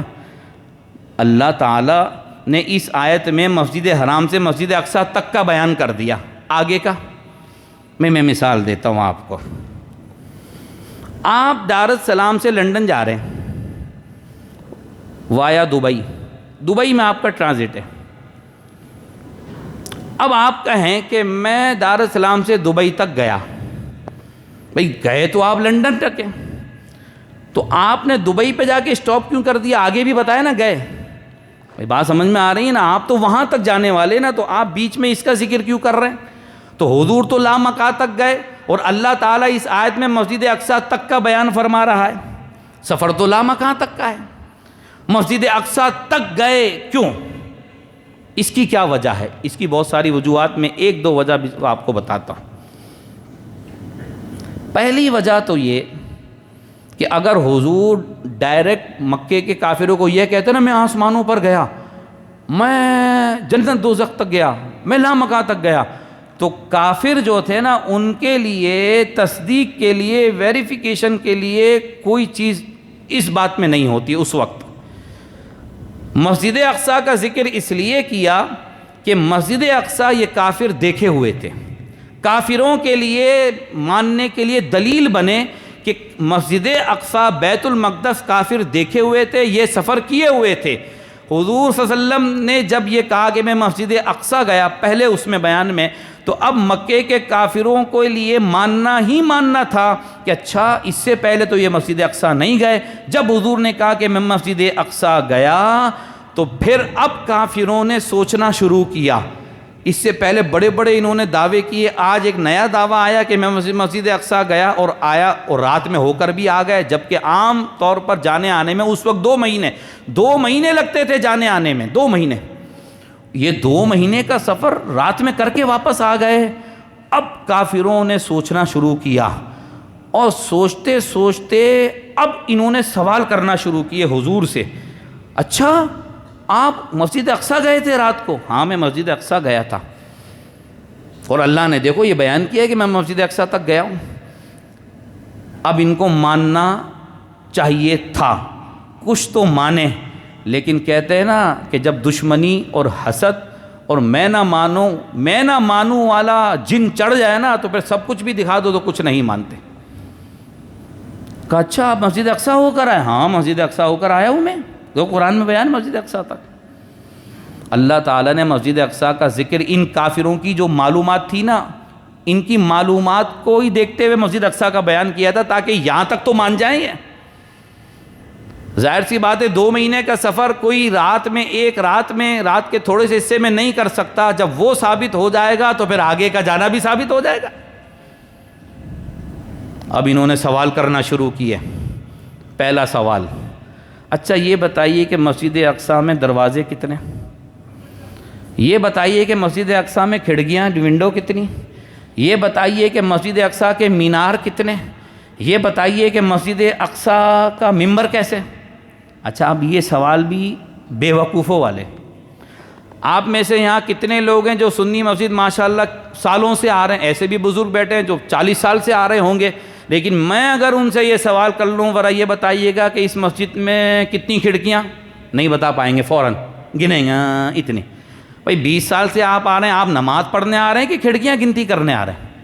آپ نماز پڑھنے آ رہے ہیں کہ پنکھے گنتی کرنے آ رہے ہیں؟ آپ مسجد میں عبادت کرنے آ رہے ہیں کہ صفیں گنتی؟ اچھا یہ اس ہال میں کتنی صفیں ذرا بتائیے گا کوئی؟ 14 صفیں۔ وہ برابر والے بازو میں کتنی صفیں کوئی بتائے گا؟ 10 صفیں۔ تو بھائی ہم نماز پڑھنے آتے ہیں، گنتی کرنے نہیں آتے، لیکن سوال تو تھے، وہ ویریفیکیشن کرنا چاہتے تھے، حضور کا امتحان لینا چاہتے تھے، اور کافروں نے تو سوچ لیا آج بڑا اچھا موقع آیا ہے حضور کو نعوذ باللہ جھوٹا ثابت کر دے، کیونکہ یہ کبھی گئے تو نہیں بیت المقدس، اور یہ کہہ رہے ہیں میں رات کو ہو کر آیا، اب ان سے سوال کرو، دیکھتے ہیں جواب دیں گے نہیں دیں گے۔ لیکن میں ایک بات بتاؤں آپ کو، جواب نہ بھی دیتے تو وہ جھٹلا نہیں سکتے تھے، کیونکہ حضور کھڑکی دروازے یہ سب چیزیں گنتی کرنے نہیں گئے تھے، لیکن پھر بھی اللہ تعالیٰ کو یہ بھی پسند نہیں تھا کہ کوئی موقع ملے کافروں کو جھوٹا کر ثابت کرنے کا، نعوذ باللہ۔ میرے آقا فرماتے ہیں جب کافروں نے سوال کرنا شروع کیا میں پریشان ہو گیا، لیکن حضور اب خود فرما رہے ہیں، صحیح مسلم کی 2 حدیثیں آپ کو سناتا ہوں، باقی نہیں جا رہا، وقت بہت ہو رہا ہے، آگے واقعہ بھی کافی طویل ہے۔ حضور فرماتے ہیں اللہ تعالیٰ نے بیت المقدس اٹھا کر میری آنکھوں کے سامنے رکھ دیا۔ ایک تو یہ الفاظ ہیں، دوسرے الفاظ اللہ تعالیٰ نے بیت المقدس ظاہر کر دیا۔ حضور فرماتے ہیں یہ مجھ سے سوال کرتے تھے، میں بیت المقدس کو آنکھوں سے دیکھ دیکھ کے جواب دیتا تھا۔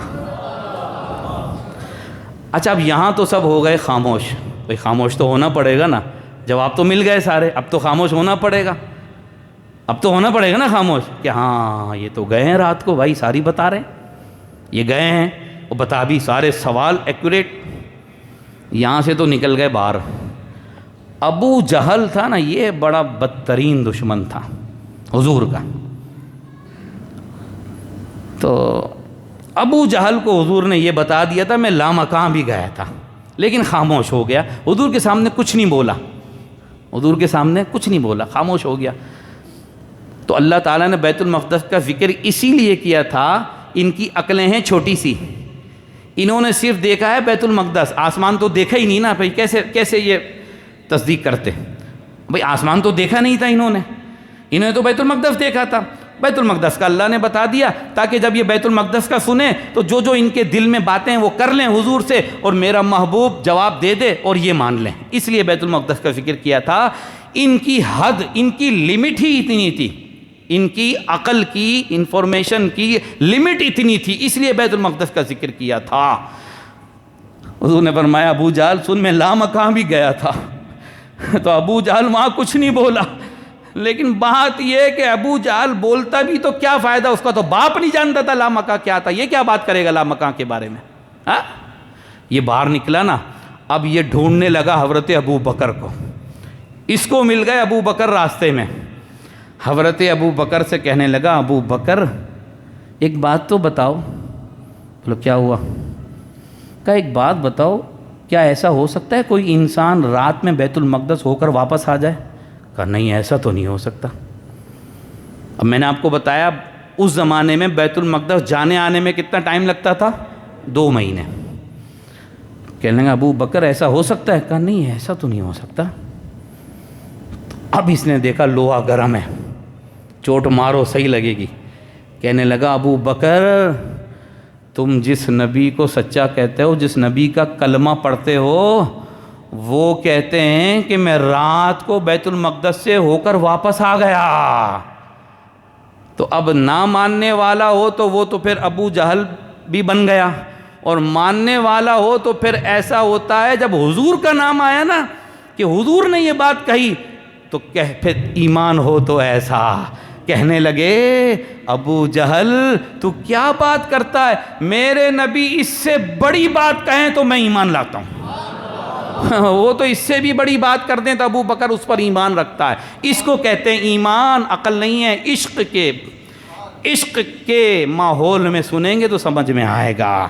اللہ اکبر. حضور صلی اللہ علیہ وسلم جب بیت المقدس جا رہے تھے، راستے میں تھے، حضور فرماتے ہیں مررت عند الکثیب الاحمر، مررت ایک میں گزرا سرخ ٹیلے کے پاس سے، فَإِذَا میں نے موسیٰ علیہ السلام کی قبر سے گزرا، فَإِذَا هُوَ قَائِمٌ يُصَلِّي فِي قَبْرِهِ، میں نے دیکھا موسیٰ اپنی قبر میں نماز پڑھ رہے ہیں. کیا کہہ رہے ہیں؟ میں گزرا تو میں نے دیکھا موسیٰ کی قبر کے پاس سے گزرے حضور، تو کہتے ہیں کہ میں نے دیکھا کہ موسیٰ اپنی قبر میں نماز پڑھ رہے ہیں.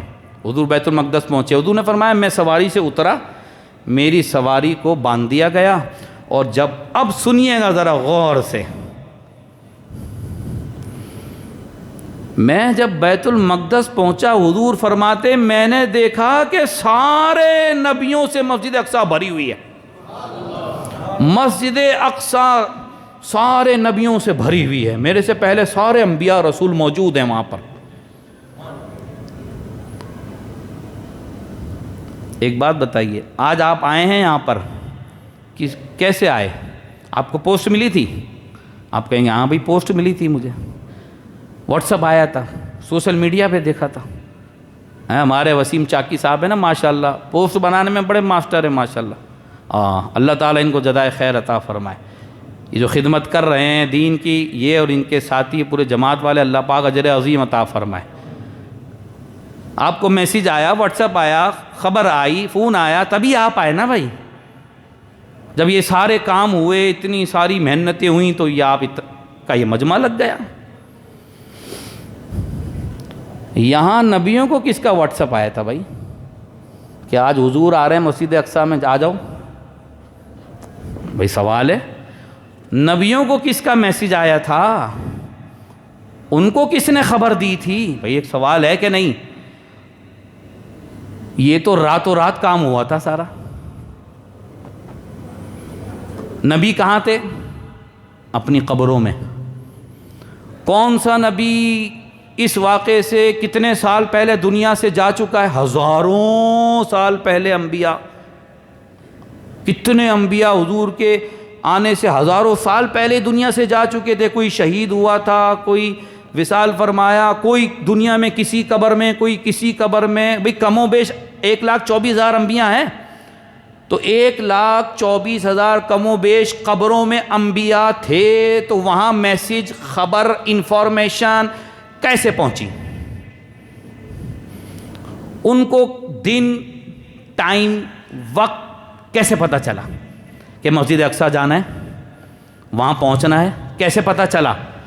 بھئی سوال سمجھ میں آ رہا ہے آپ کے کہ ان کو کس نے بتایا؟ نہ اشتہار، نہ پوسٹر، نہ میسیج، نہ فون، نہ موبائل، کچھ بھی نہیں. اور حضور پہنچ رہے ہیں مسجد اقصی جبرائیل کے ساتھ، اور دیکھا کہ سارے انبیاء جمع ہیں، مجمع لگا ہوا ہے. تو انبیاء مختلف قبروں میں. تو کس نے کہا چلو چلو مسجد اقصی مصطفیٰ آ رہے ہیں؟ کس نے بتایا؟ ٹائم کس نے بتایا؟ وقت، تاریخ کس نے بتائی؟ سب تو اپنی قبروں میں لیٹے ہوئے. انہیں کیسے پتہ چلا مصطفیٰ جان رحمت آج آنے والے؟ تو ارے نادانو، اب تو مان لو کہ انبیاء کو علم غیب ہوتا ہے. انبیاء کو کون سا علم ہوتا ہے؟ علم غیب ہوتا ہے جو اللہ عطا فرماتا ہے. تو حضور نے امامت فرمائی، سارے نبیوں نے نماز پڑھی حضور کے پیچھے. حضور امام مصلی پر امامت فرما رہے ہیں، حضور سارے نبی پیچھے کھڑے ہیں. تو اب پتہ چلا مسجد اقصی کیوں لے کر گیا اللہ. اس میں ایک حکمت یہ تھی تاکہ قیامت تک کے مسلمانوں کا عقیدہ پکا ہو جائے. کیا عقیدہ پکا ہو جائے کہ انبیاء دنیا سے جانے کے بعد بھی زندہ ہوتے ہیں. اچھا ایک بات بتا، مردہ نماز پڑھتا ہے؟ توجہ، مردہ نماز پڑھتا ہے یا زندہ نماز پڑھتا ہے؟ مردے نماز پڑھتے ہیں کہ زندے نماز پڑھتے ہیں؟ ارے مردے کی تو خود نماز پڑھائی جاتی ہے، وہ کیا نماز پڑھے گا؟ زندے نماز پڑھتے ہیں۔ ابھی آپ نے حدیث سنی مسلم شریف کی، حضور نے کیا فرمایا؟ میں جا رہا تھا مسجد اقصیٰ اور موسیٰ اپنی قبر میں نماز پڑھ رہے تھے۔ ادھر موسیٰ قبر میں نماز پڑھے، ادھر بیت المقدس میں حضور کے پیچھے پڑھے، اور جب حضور چھٹے آسمان پہ پہنچے تو موسیٰ وہاں پر بھی کھڑے۔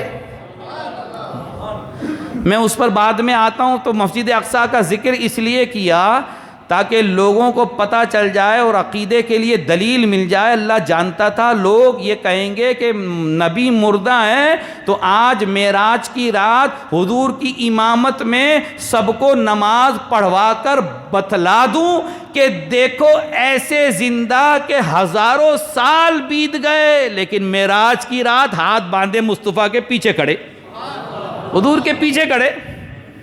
تو اب یہ سارے زندہ تھے تبھی نہ نماز پڑھ رہے تھے، ایک بات۔ دوسری بات، زندہ ہونے پر ایک اور دلیل کہ اللہ کے نبی زندہ ہیں۔ دیکھو بھائی، آپ جب نماز پڑھتے ہیں ظہر عصر مغرب جماعت کے ساتھ، امام کے آگے ہوتے ہیں کہ پیچھے ہوتے ہیں؟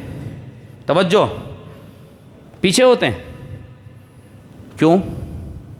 جب ہم نماز جنازہ پڑھتے ہیں تو میت تو آگے ہوتی ہے۔ سمجھ میں آ رہی ہے بات؟ تو کیا پتہ چلا؟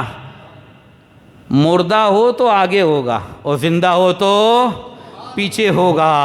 تو سارے نبی حضور کے آگے تھے کہ پیچھے تھے؟ نہیں سمجھ میں آئی سمجھ میں بات؟ سارے نبی حضور کے آگے تھے کہ پیچھے تھے؟ حضور جنازہ پڑھا رہے تھے یا زندوں کی امامت کروا رہے تھے؟ بھائی اس کو یہیں سٹاپ کرے، بات بہت طویل ہو رہی ہے۔ حضور نے امامت فرمائی۔ مسجد اقصیٰ کیوں لے گیا اللہ؟ تیسری حکمت یہ تھی، ارے حضور سے پہلے ہزاروں انبیاء گئے تھے مسجد اقصیٰ، لیکن جو بھی نبی مسجد اقصیٰ گیا نا، جو بھی نبی مسجد اقصیٰ گیا تو ایک نماز پڑھنے پر ایک ہی نماز کا ثواب ملا، اور ان کے ماننے والوں نے مسجد اقصیٰ میں جو نماز پڑھی تو ایک نماز پر کتنی نماز کا ثواب ملا؟ ایک نماز کا ثواب ملا۔ اللہ یہ چاہتا تھا کہ میرا حبیب آسمانوں پر بعد میں آئے، پہلے ذرا مسجد اقصیٰ ایک راؤنڈ لگا لے اور مسجد اقصیٰ میں اپنے قدم لگا دے، اور مسجد اقصیٰ میں اپنے قدم لگائے گا، قدم رسول لگیں گے، اب اس کے بعد جو پڑھے گا ایک نماز پر 50,000 نماز کا ثواب۔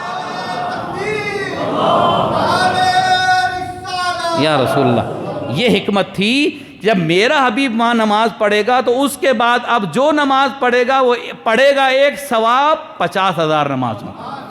یہ اعزاز بخشنا تھا وہاں کے جانے والوں کو، اس لیے مسجد اقصیٰ اللہ لے گیا۔ وہاں سے پھر آسمان کا سفر شروع ہوا۔ ایک بات اور عرض کر دو، ہو سکتا ہے آپ میں سے کسی نے نہیں سنی ہو، نئی بات ہے اس لیے میں عرض کر دیتا ہوں۔ میں اور آپ الحمدللہ نماز پڑھتے ہیں، اور جو کوتاہی ہم کرتے ہیں اللہ ہمیں اس سے محفوظ فرمائے۔ نماز پڑھیں گے نا انشاءاللہ؟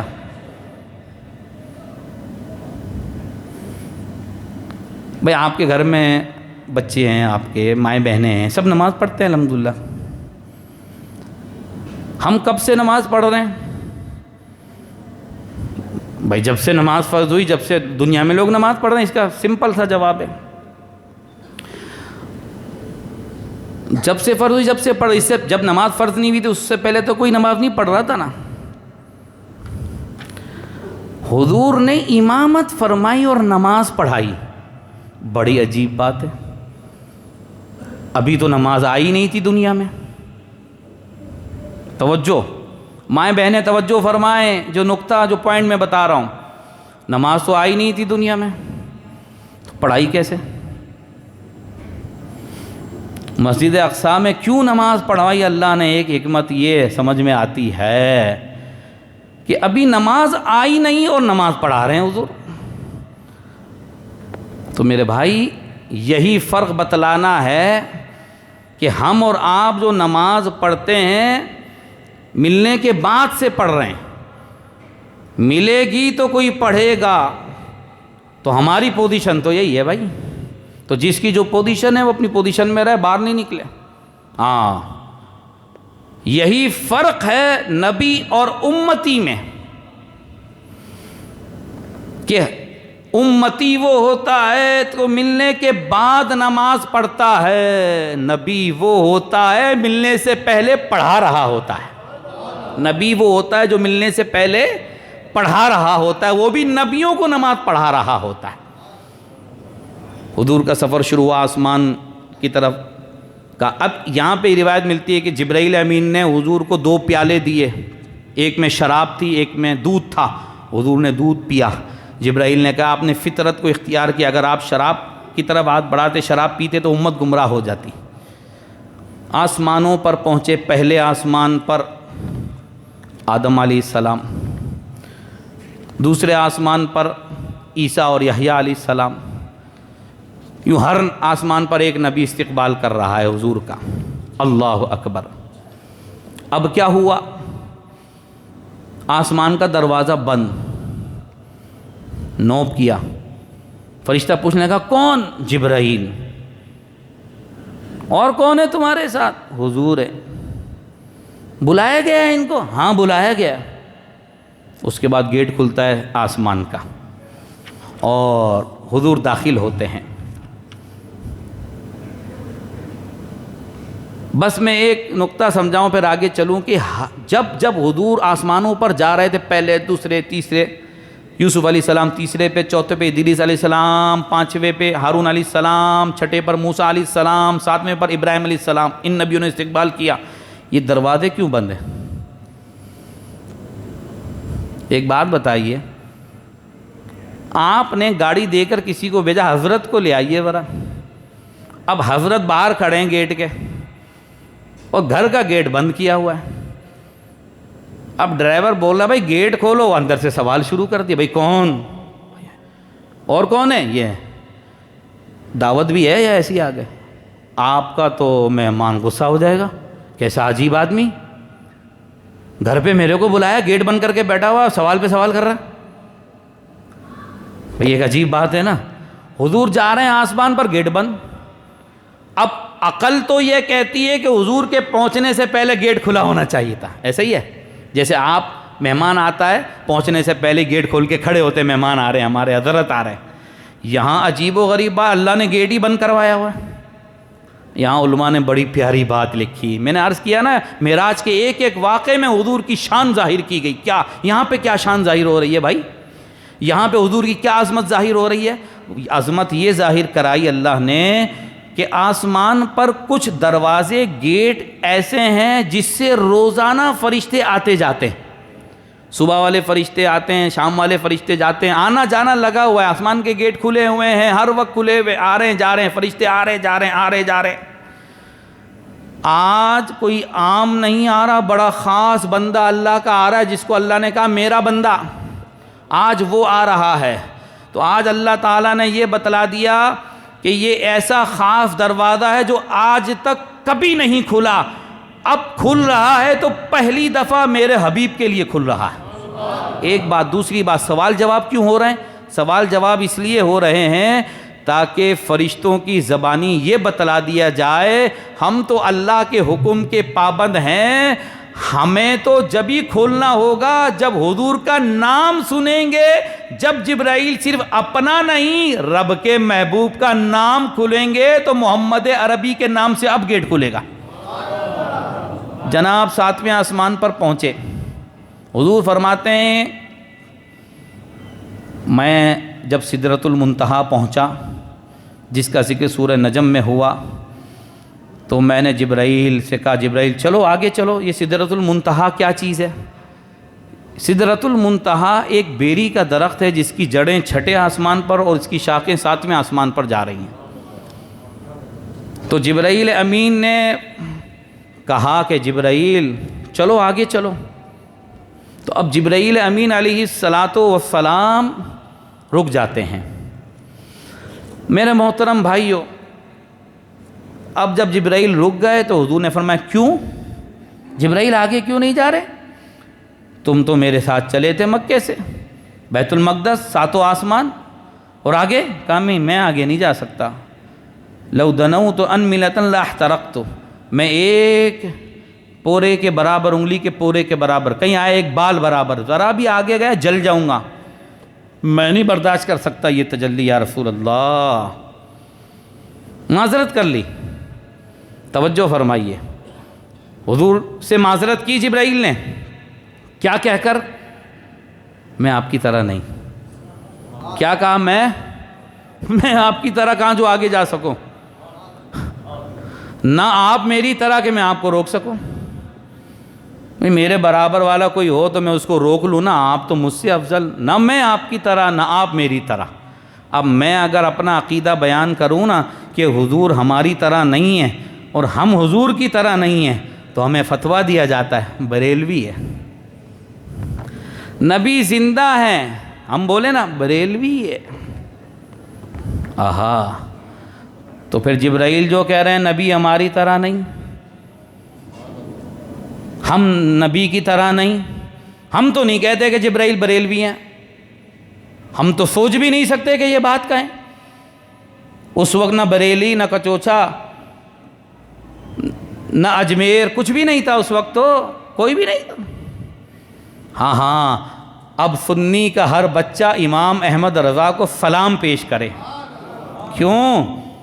کہ جبرائیل کا یہ عقیدہ ہے کہ ہم نبی کی طرح نہیں، نبی ہماری طرح نہیں، یہ جبرائیل کا عقیدہ ہے۔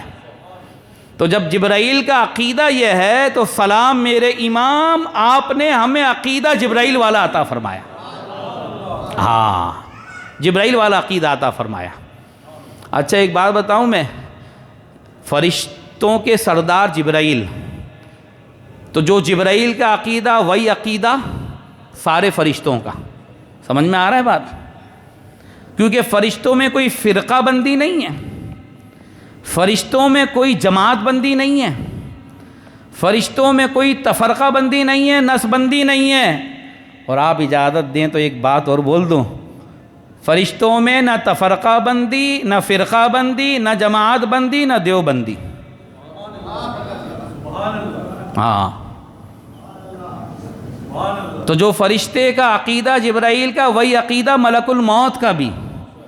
آپ دار السلام سے پرمنٹ شفٹ ہو جاتے ہیں لنڈن، 10 سال کے بعد آپ کو کوئی دار السلام اپنے دیش کا بندہ مل جائے، کتنے خوش ہوتے ہیں آپ؟ کتنے خوش ہوتے ہیں؟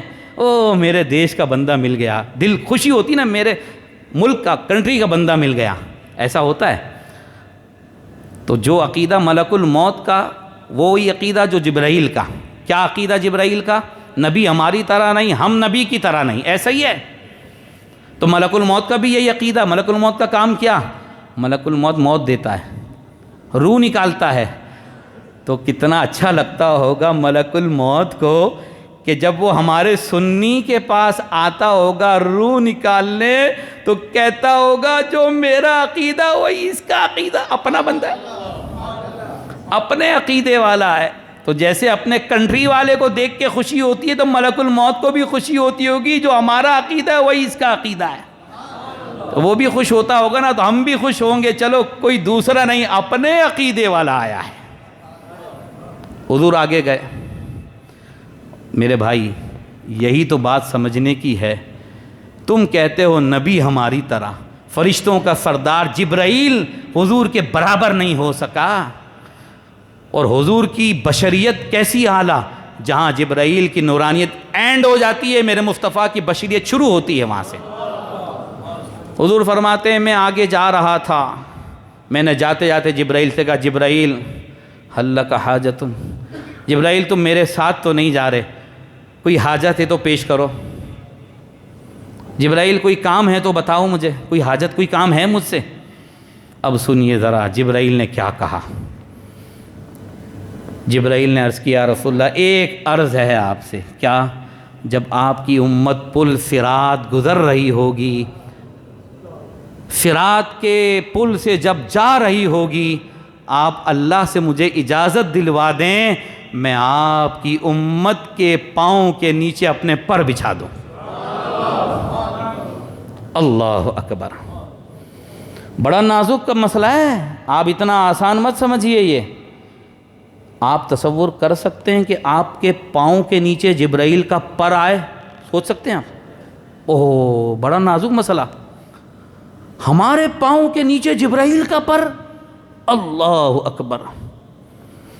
لیکن اس نازک بات کو میرے امام نے کتنے پیارے انداز میں بیان کیا، پل سے اتارو راہ گزر کو خبر نہ ہو، جبرائیل پر بچھائیں پر کو خبر نہ ہو، جبرائیل پر بچھائیں پر کو خبر نہ ہو۔ محترم حضرات، بس اختتام کی طرف جا رہا ہوں، تھوڑی دیر اور سن لیجئے۔ جبرائیل کو کیا ضرورت تھی حضور سے یہ بات کرنے کی؟ آپ کہیں گے حضور نے جب خود کہا کہ کوئی کام ہے تو بتاؤ، بھئی حضور نے کہا تو وہ تو بولیں گے، یہ بات وہ تو بولیں گے۔ بھئی حضور نے جب خود پوچھ لیا کہ بھئی کوئی کام ہو تو بتاؤ جبرائیل، میں جا رہا ہوں آگے، بتا دو کوئی کام ہے تو بتا دو، تو سوال تو اب حضور سے ہوگا کہ حضور نے یہ بات کیوں کہی۔ تو میں آپ کو ہزاروں سال پہلے کی طرف لے کے جاؤں گا۔ جب ابراہیم علیہ السلام کو آگ میں پھینکا جا رہا تھا تو جبرائیل آئے تھے حضرت ابراہیم کے پاس اور کہا ابراہیم علیہ السلام میری کوئی ضرورت ہے تو آپ بتائیں، تو وہ تو ابراہیم علیہ السلام نے منع کر دیا تھا کہ نہیں مجھے تمہاری ضرورت نہیں ہے، لیکن سوال اپنی خدمت تو پیش کی، ابراہیم علیہ السلام کو خدمت پیش کی، ایک احسان ہو گیا، اس احسان کا بدلہ حضور نے چکایا، اپنے دادا ابراہیم علیہ السلام پر ہونے والے احسان کا بدلہ یوں چکایا کہ جبرائیل تم نے وہاں یہ احسان کیا تھا، آج ان کا پوتا بدلہ چکا رہا ہے، بتاؤ کوئی کام ہے تو بتاؤ میں کر کے دکھاتا ہوں۔ یہ وہ تھا منظر۔ اور دوسرا پہلو، توجہ، حضور یہ بات مکے میں بھی کر سکتے تھے، مکے میں کہتے جبرائیل کوئی کام ہو تو بتا دینا مجھے، میں تمہارے ساتھ ہوں، بتا دینا۔ بیت المقدس میں بھی کر سکتے تھے یہ بات، جبرائیل کوئی کام ہو تو بتاؤ، آسمان پر بھی کر سکتے تھے، کوئی کام ہو تو بتاؤ، سدرۃ المنتہا پہ کہہ رہے ہیں کوئی کام ہو تو بتاؤ، کوئی حاجت ہے میری ضرورت ہے تو بتاؤ، کیوں زمین پہ یہ بات کیوں نہیں کی، وہاں پر کیوں کی بات؟ حکمت یہ ہے زمین پر اگر حضور یہ کہتے تو لوگ کہتے ہاں بھائی حضور کی بادشاہت تو زمین پر تھی، حضور تو زمین کے مالک تھے، تو یہ سب کہہ دیا حضور نے وہاں پر یہ بات کہی جہاں رب کے سوا کوئی مالک نہیں تھا، حضور نے وہاں پر یہ بات کی جہاں رب کے سوا کوئی مالک نہیں تھا۔ میرا امام بولا میں تو مالک ہی کہوں گا کہ ہو مالک کے حبیب، یعنی محبوب و محب میں نہیں میرا تیرا۔ حضور آگے چلے، حضور آگے چلے، جبرائیل امین نے ایک سواری پیش کی، سواری چینج ہو گئی، رف ایک ہرے کلر کا کوئی تخت تھا، حضور اس پر بیٹھے اور ایک فرشتہ حضور کے ساتھ کیا۔ حضور فرماتے ہیں میں جا رہا تھا، جاتے جاتے وہ سواری بھی پیچھے رہ گئی، فرشتہ بھی پیچھے رہ گیا۔ توجہ رکھیے گا، اب سواری بھی پیچھے رہ گئی، فرشتہ بھی پیچھے رہ گیا، اب حضور اکیلے تنے تنہا۔ حضور فرماتے ہیں مجھے وحشت ہوئی، وہ عالم نور میں جا رہا تھا، مجھے وحشت ہوئی، ہر طرف نور ہی نور ہے۔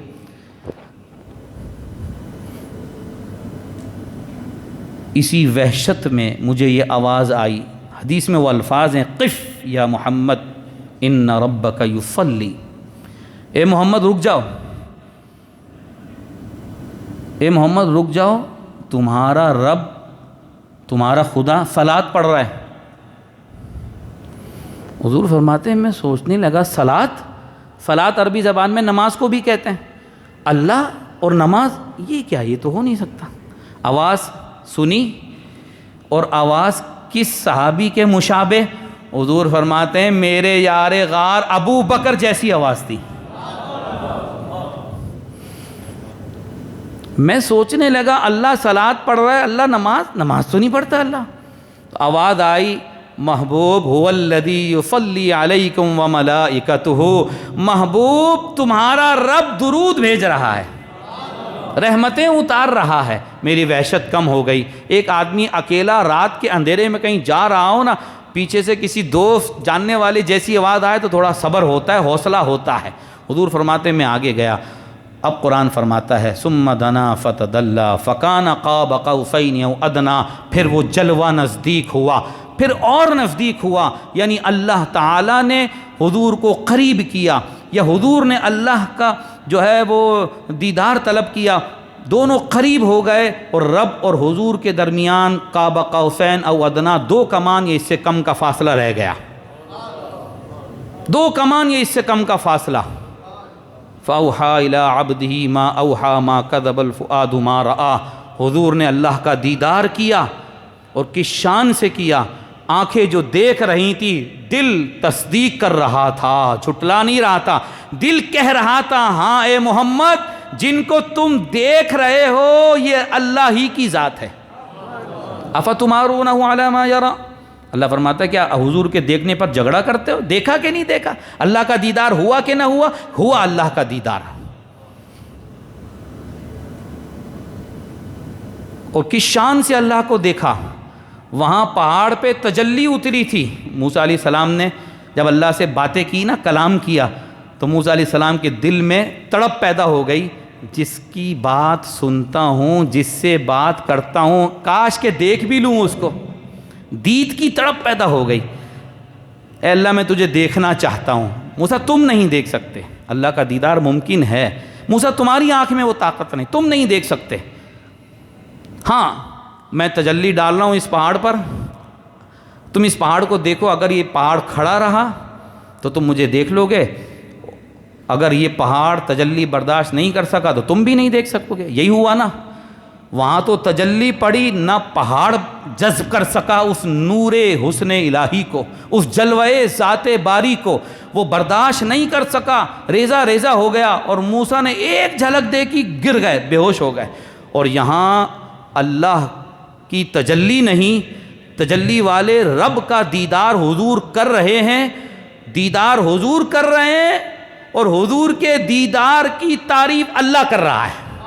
کہا میرا محبوب جب میرا دیدار کر رہا تھا، ما زاغ البصر وما طغى، ادب کا یہ عالم تھا کہ آنکھ ادب سے مسلسل مجھے دیکھ رہی تھی، نہ جھپک رہی تھی، نہ بند ہو رہی تھی، نہ کھلی کی کھلی بڑی ہو رہی تھی۔ لقد رأى من آیات ربہ الکبریٰ، فرمایا اس محبوب نے رب کی بڑی بڑی نشانیاں دیکھیں۔ جاتے جاتے سنتے جائیے، یہ معراج تھی میرے مصطفیٰ کی۔ حضور بیت المقدس گئے، امامت کروائی تو نبیوں کی معراج ہوئی، آسمانوں پر گئے، آسمانوں کی معراج ہوئی، سدرۃ المنتہا پہ گئے، سدرۃ المنتہا کی معراج ہوئی، اور لامقام میں جب اللہ کا دیدار کیا تو یہ حضور کی معراج ہوئی۔ حضرت عبداللہ ابن عباس کا بھی فرمان ہے، اور کئی صحابہ کا فرمان ہے، حضور کو دیکھا، اپنے سر کی آنکھوں سے دیکھا، بعد نے کہا دل کی آنکھوں سے دیکھا، لیکن وہاں یہ بھی فرمایا کہ دل کی آنکھوں سے دیکھا تو اس طرح دیکھا اللہ نے حضور کے دل کو آنکھ جیسا بنا دیا تھا، دل میں وہ تجلی نازل کی کہ وہ آنکھ جیسی ہو گئی، یا دل کو دیکھنے والا ہی بنا دیا آنکھ کی طرح۔ اللہ کی ذات قادر ہے میرے بھائی۔ اور جب حضور نے اللہ کو دیکھا تو اب دل سے ان کی بات جو کہتے ہیں دل سے دیکھا، تو میرے بھائی وہ دل بھی تو عام دل نہیں، اللہ نے اپنی تجلی پہاڑ پر اتاری، موسیٰ کو کہا موسیٰ پہاڑ کو ذرا دیکھنا، ہماری تجلی پڑ رہی ہے، پہاڑ پر ہماری تجلی آ رہی ہے، دیکھو ذرا اس پہاڑ کو، تو وہ پہاڑ تجلی سے ختم ہو گیا۔ میرے مصطفیٰ کا دل تو ذرا دیکھو، تجلی والے کو دیکھ رہا ہے وہ دل، اور اپنی جگہ پر ہے۔ میرے مصطفیٰ کے دل کو تو دیکھو۔ اللہ فرماتے ہیں ہم یہ قرآن پہاڑ پر اتارتے تو پہاڑ ختم ہو جاتا، ریزہ ریزہ ہو جاتا، لیکن اللہ کی کتاب اور قرآن 23 سال تک حضور کے دل پر اتر رہا ہے، دل اپنی جگہ پر ہے۔ دل تو دیکھو ذرا حضور کا۔ حضور واپس آنے لگے، نماز کا تحفہ ملا 50 نمازوں کا، راستے میں موسیٰ کھڑے ہو گئے، نہیں پڑھ سکے گی امت 50 نماز، جائیں کم کرائیں۔ وقت بہت ہوا، 9 دفعہ گئے اور 9 دفعہ آئے، 5 کر کے 45 نمازیں کم کروا دیں۔ اب تو جناب یہ چلے والے بولے جبرائیل کو سمجھ میں آ گئی کہ حضور ہماری طرح نہیں، کاش کے چلے والوں کو بھی سمجھ میں آ جائے۔ دیکھا، تم کہتے ہو نا حضور کو ہر چیز پتہ ہے، ایک غیب کا علم ہے، اگر پتہ ہوتا تو پہلے ہی نہیں بول دیتے اللہ نہیں 50 نہیں پڑھ سکتی میری امت، اگر پتہ ہوتا تو پہلے ہی نہیں 5 کروا کے آ جاتے، پتہ چلا حضور کو معلوم نہیں تھا۔ اللہ اکبر، ہم کہتے ہیں اسی واقعے سے حضور کا غیب ثابت ہوتا ہے، حضور کی شان ثابت ہوتی ہے۔ ہاں، عشق مصطفیٰ سے سینوں کو بھرو تو یہی واقعہ حضور کی عظمت بتلائے گا۔ اچھا، پھر ہم ایک سوال ہم بھی کر لیں، ہمیں اجازت ہے؟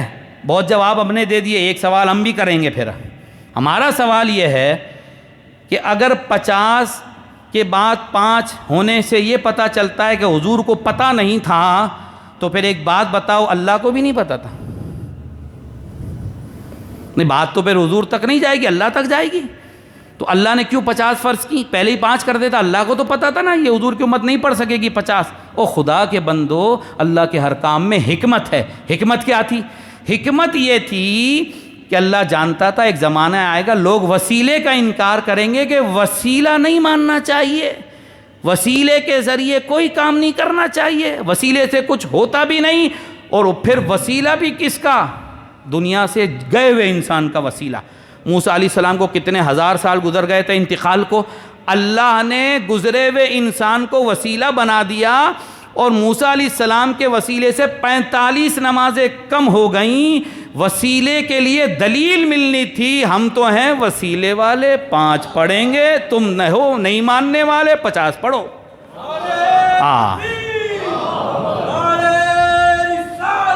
اور دوسری بات یہ بتانا تھی، دیکھو میرا حبیب مجھے اتنا پیارا ہے، دنیا کی بڑی سے بڑی شخصیت ایک سنت معاف نہیں کرا سکتی، میرا حبیب پیارا ایک نہیں 45 فرض بھی چھڑوا دے تو ہم معاف کر دیں گے، یہ بتانا تھا۔ اور تیسری بات، مکے سے گئے تو کیا سواری تھی؟ براق۔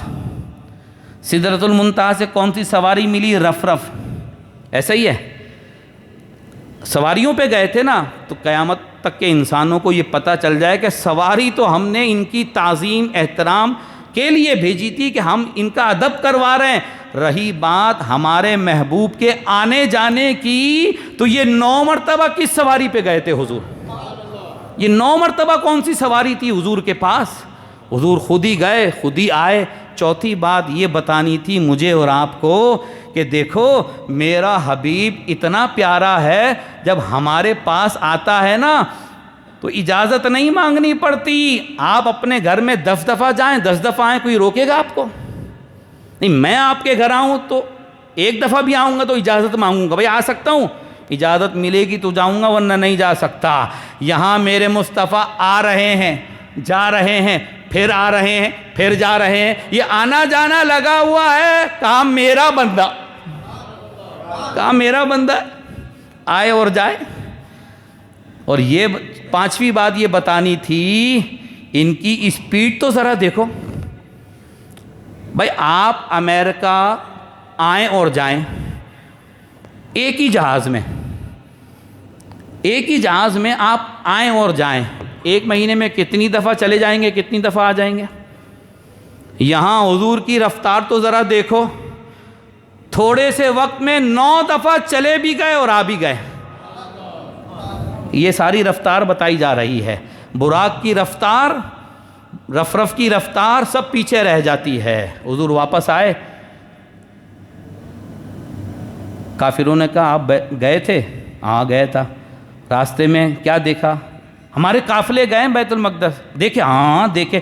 3 قافلے حضور نے گنوائے، ایک مقام روح، ایک مقام زہرا، ایک تنیم، کہا یہ قافلے دیکھے۔ اچھا، ہمارے قافلے میں افراد یہ لوگ کیا کر رہے تھے؟ کہا ایک قافلہ تو وہ اناج کی بوریاں لدی ہوئی تھی، کہا ایک قافلے میں وہ تمہارا بندہ تھا، وہ اس نے جب مجھے دیکھا نا تو تمہارا بندہ جس اونٹ پر بیٹھا تھا نا، وہ جو ہے اونٹ گھبرا گیا، تمہارا بندہ گر گیا، تمہارے بندے کی جو ہے وہ پاؤں کی ہڈی ٹوٹ گئی، آئیں گے پوچھ لینا۔ اچھا حضور یہ بتائیے ہمارا قافلہ کب آئے گا؟ کہا بس فلانے دن سورج نکلنے سے پہلے آئے گا۔ کافر تو تاک لگا کر بیٹھ گئے، ابھی آئے گا؟ کب آئے گا؟ ابھی سورج نکلنے والا تھا، حضور کے صحابہ کہتے ہیں ہمیں ٹینشن ہو گئی، ارے یہ تو ہمارے حضور کو جھوٹا بتا دیں گے، تمہارے نبی نے کہا تھا سورج نکلنے سے پہلے آئے گا، سورج تو نکلنے والا، قافلہ تو نظر نہیں آ رہا۔ کہہ رہے ہم بڑے پریشان، حضور نے کوئی بات کہی پوری نہ ہو، ایسا تو کبھی نہیں ہوا، اب حضور نے تو کہہ دیا کہ سورج نکلنے سے پہلے آئے گا، قافلہ تو کہیں نظر نہیں آ رہا۔ کہہ رہے ہم پریشان تھے، لیکن خدا کا کرنا ایسا ہوا سورج بعد میں نکلا، قافلہ آ چکا تھا۔ لیکن بے ایمان تو جو تھے وہ بے ایمان رہے، وہ پھر بھی نہیں مانے۔ ہمارے آقا واپس آئے، بستر بھی گرم تھا، زنجیر بھی ہل رہی تھی، وضو فرمایا تھا، پانی بھی چل رہا تھا۔ علماء نے لکھا یہ کیا ہوا، 18,000 سال کا سفر حضور کر کے بھی آ گئے اور ابھی بستر بھی گرم ہے، کنڈی بھی ہل رہی ہے دروازے کی۔ کہا یہی تو بات ہے جو ہم کہتے ہیں، انسان نہیں انسان، وہ انسان ہیں یہ۔ قرآن تو ایمان بتاتا ہے انہیں، ایمان یہ کہتا ہے میری جان ہے یہ ہمارے ایمان کی بھی جان ہے، یہ کائنات کی بھی جان ہے۔ اللہ نے کائنات کو وہیں اسٹاپ کر دیا جب مصطفیٰ کائنات سے باہر نکل گیا، اور جب حضور اس کائنات میں واپس آئے کائنات کی حرکت شروع ہو گئی۔ جان ایمان جان کائنات حضور کی ذات ہے، عظیم و شان معجزات دیے گئے، یہ کمالات حضور پر کیے گئے، نبیوں پر فضیلتیں دی گئیں، نبیوں سے نماز پڑھوائی، حضور کے پیچھے کھڑا کر کے یہ بتلا دیا سب سے اعلیٰ و اعلیٰ یہی نبی ہے۔ حضور صلی اللہ علیہ وسلم جب واپس آئے تو حضور صلی اللہ علیہ وسلم اتنی بڑی سیر و سیاحت کر آئے تو حضور کا غم بھی ختم ہو گیا، جو غم تھا آپ کے اوپر۔ حضور اللہ کا دیدار کر کے آئے، یہی وجہ تھی جب کبھی حضور کو کوئی غم دوبارہ آتا تھا حضور نماز شروع کر دیتے، اور حضور فرماتے تھے میری آنکھوں کی ٹھنڈک نماز میں ہے، کیونکہ اللہ کا دیدار کر کے آئے تھے تو وہ تڑپ تو ہوتی تھی نا دل میں اللہ کے دیدار کی، تو پھر وہ نماز شروع کر دیتے تھے۔ فرمایا میری معراج تو یہ کہ میں وہاں ہو کر آیا، میرے امتیوں کی معراج نماز ہے۔ یہ تحفہ اس وقت ملا تھا، اس کی قدر کیجیے، ہم نے ناقدری کی ہوئی ہے نماز کی، کہ ہم 5 پڑھ رہے ہیں اور ثواب 50 کا مل رہا ہے۔ اے اللہ یہ کیوں؟ فرمایا اس لیے کہ تمہارا نبی آیا تھا نماز کم کرانے، ثواب کم کرانے نہیں آیا تھا۔ تم بھائی 5 پڑھ کے 50 کا ثواب لے لو، کل روزہ رکھیے گا انشاءاللہ۔ جس نے اس رات عبادت کی، دن روزہ رکھا، میرے آقا نے فرمایا 27ویں شب میں یہ عمل 100 سال کے روزوں 100 سال کی عبادت کے برابر ہے۔ اجازت چاہوں گا، بہت بہت شکریہ۔ آپ اتنی دیر تک مجھے برداشت کرتے رہے، سنتے رہے، تھکن بھی ہو گئی ہوگی ظاہر ہے آپ، اور ٹائم بھی کافی ہو گیا۔ میں دعا کرتا ہوں اللہ تعالیٰ سے کہ اللہ پاک آج کی رات کے صدقے محبوب مکرم کی نوازشوں، عنایتوں، حضور پر ہونے والے فضل و کرم کے صدقے ہم پر بھی فضل فرما دے، اور خاص طور پر اس رات کو ملنے والے تحفے نماز کی قدر کرنے کی توفیق عطا فرمائے، بیماروں کو صحت یابی عطا فرمائے۔ یہ وقت آپ کا قیمتی ہے، انشاءاللہ اس کے صدقے ہماری مغفرت ہوگی۔ اللہ پاک سے دعا ہے کہ ہماری حاضری قبول فرما لے، اور آنے والی شب برات شعبان میں جو آ رہی ہے وہ بھی نصیب فرمائے، وہ بھی ہمیں اللہ عطا کرے، اور ہماری مرحومین مرحومات کی مغفرت فرما دے۔ اور آپ لوگوں کے لیے جو آج جس نے انتظامات کیے نیاز کے، اور اس پروگرام کو منعقد کرنے کے لیے ہمارے جماعت والوں نے، سب نے جو کوششیں کی، اللہ سب کو اجر عظیم عطا فرمائے۔ رجب، شعبان، رمضان، تھکنا نہیں ہے آپ نے، ابھی شعبان رمضان بھی عبادتوں میں گزارنی ہے انشاءاللہ تعالی۔ اب آپ قصیدہ معراجیہ کے چند اشعار سماعت کر لیں، اس کے بعد مختصر صلاۃ و سلام، اور پھر دعا، اور پھر نیاز انشاءاللہ۔